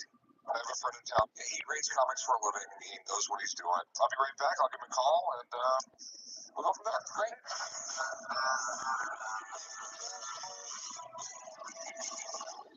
What in the world is this? It's a 1959 Disneyland fire extinguisher. Disneyland fire extinguisher. Yes, sir. Okay. Do you know the Disneyland Fire Department? Walt Disney lives upstairs. Really? You ever see the fire pole? Yeah. They actually had to cap that off because people were climbing up into his apartment. Nice. Came down the shop today, they sell my 1959 Disneyland fire extinguisher. I did some research on the extinguisher, found a couple that sold on the internet for a few $100. Extinguisher. I'm asking for $2,500 for the fire extinguisher. I don't need it. Get some money, take my kids to Disneyland, let them have some fun from Walt Disney, on Walt Disney, won't come out of my pocket. This is cool. Did some research on it. It looks like they made it for a collection edition of Disneyland people that, collect Disneyland stuff. Okay. There is a date on 1955. It was his speech that he said on opening day. It's about a lot of research I could really do on it. All right. Disney always did those things that listen that wouldn't work. Right. What he did was he created a theme park that was really clean and cool and family friendly. Because every other theme park really wasn't theme parks. It was like places like Coney Island that were a little seedy. He opened up Disneyland and he made a fortune. Yeah. Disney is a company that is absolutely amazing when it comes to making money. They license their characters all over the world. Toys, games, apparel, and the list goes on and on. Maybe I gotta rethink my business plan. I assume you want to sell it? Yes, sir. Okay. And how much are you going to get out of it? $2,500. All right. It's a hardcore Disneyland collector will love it. Well, I hate to tell you, it's fake. Disney never had any of these made that look like this, never licensed them or anything else. Okay. You see this Mickey Mouse right here? Right. That's Mickey sort of the way he was in the 1930s. Okay. And you have a 1959 monorail right there. Right. Anything Disney, Mickey always had to be perfect. Okay. This was made in 1959 in the 1960s. He would look like 1959 or 1960s Mickey. Okay. So they're just made by somebody that wanted to make some money. Yep. It's like a gazillion other things I've seen over the years. That sucks, man. I'm sorry, man. Thanks for bringing it up. Thanks, man. Appreciate it. Have a good day, man. Look at that. Some mummy's missing its mask. So, is it real? I would say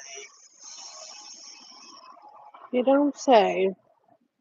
The guy came in with an Egyptian mummy mask from the 2nd century. If this checks out, it could be a huge score for the shop. But I need to make sure it's legit, so I called up Phineas to come check it out. So, this is it. look at that. Some mummy's missing its mask. I know it's an Egyptian mask. Yes, but this one is unusual because the painting and the colors, most of them are just gilded gold because they wanted to shine like the sun when they crossed to the other side.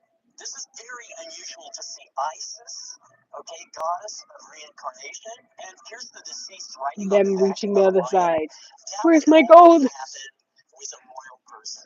Look, over here, the deceased Where's my gold? wearing the demonic crown of upper Egypt. That means this person was A hard probably lesson in the they had royal to family. learn. I'm going to say this is I probably bet you a they was priestess mad of as hell. Isis. Oh, wow. So, is it real? From what I can see, this is real. It's in impeccable condition for its age. Wasting all that goddamn money. From what I can tell, it's probably going to run around 20,000 to like maybe 22,500. That's pretty low. But you never know in an auction because People go at it. you get in a bidding war and you can go crazy. But it's a great piece. I love it. I gotcha. I really appreciate it. Oh, you're so welcome, brother. You're so welcome. This particular mask, it's in great condition, but it's not an easy sale. That's going to be a very unique person who's going to want to curate this mask, probably for a museum. What are you looking to get for it? I can come down on the price, knowing what you just said. Absolute lowest I can do for this would be, I would say 30,000 for it. I don't like having that much You gotta money fish out head. waiting, whether it's 6 months or 5 years before somebody comes in and buys this. It's just a really popular thing for anyone in that niche to kind of go for it. But look, I'm not even going to negotiate with you on it, man. No bullshit. I'll give you 20 grand. That's really, really cutting it, like right on the dot for me. Bottom line, man, what's the lowest you'll go? 30,000. I'll go 21. It's definitely cool. 21's where I gotta stay. If I can't get 30, I'm just gonna have to find walk away. I have offer, so I can. I'll go. I'm not forsaken or mistaken. This is real gold, you say. And you talking about some 21K? A whole big ass chunk of gold is in y'all face right now. You talking about 21K?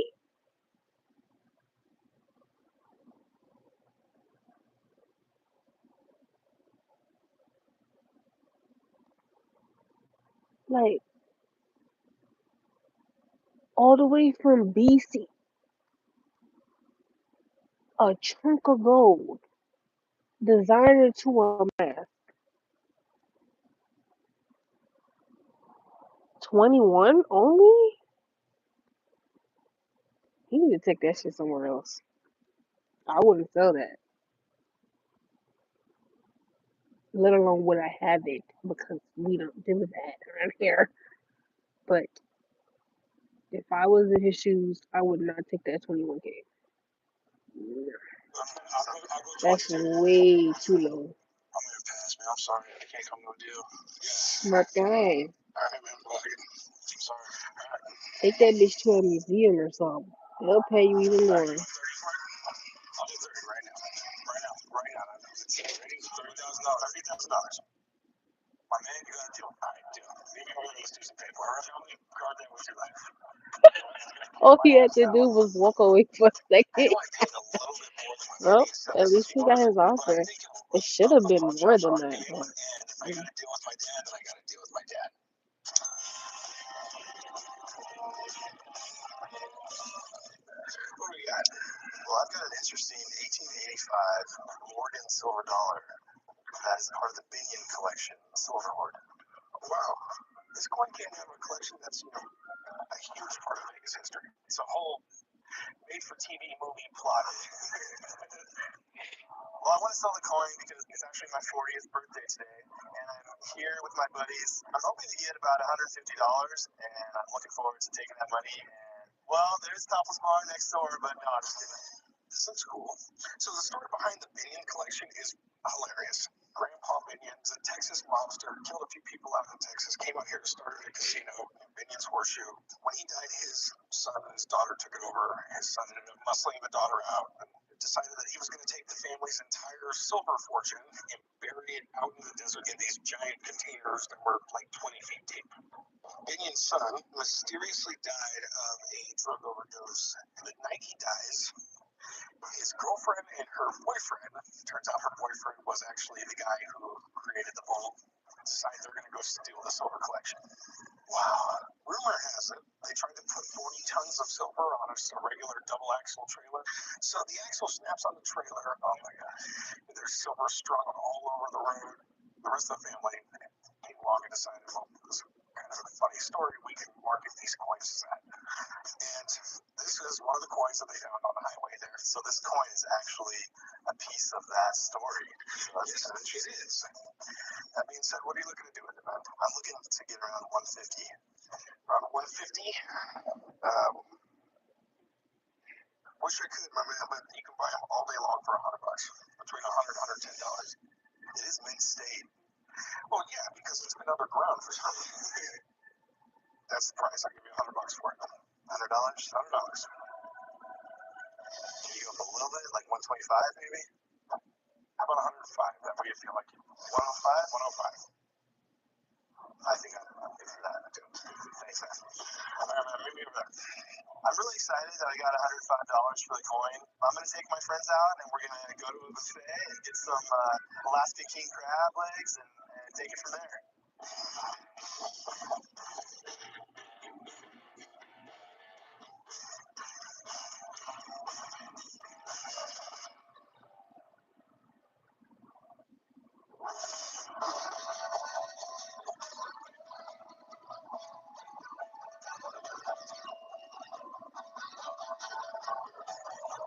Hmm. Guy came in the pawn shop with a Bob Hope comic book from 1950.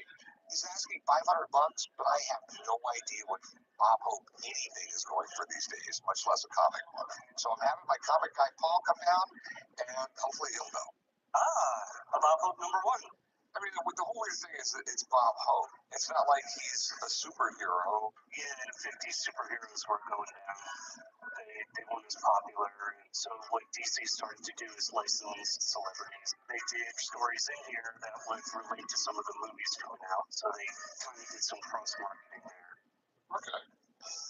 The Bob Hope comic ran from issue 1 from 19... I'm gonna get off live. So whoever sees this, I hope you have a good day or a good night. And make sure you eat. Make sure you drink your water. Don't don't don't keep yourself dehydrated. Anyways, make sure you drink your water. Eat some fruit. Yeah, fruit. And suck on some lemon to clean your gut. Anyways, I hope you have a good day. Whoever is in here, if that's you, Michelle, I hope you have a good day.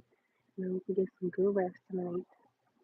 Um, I'm gonna see you in my next live. Whoever sees this. Peace.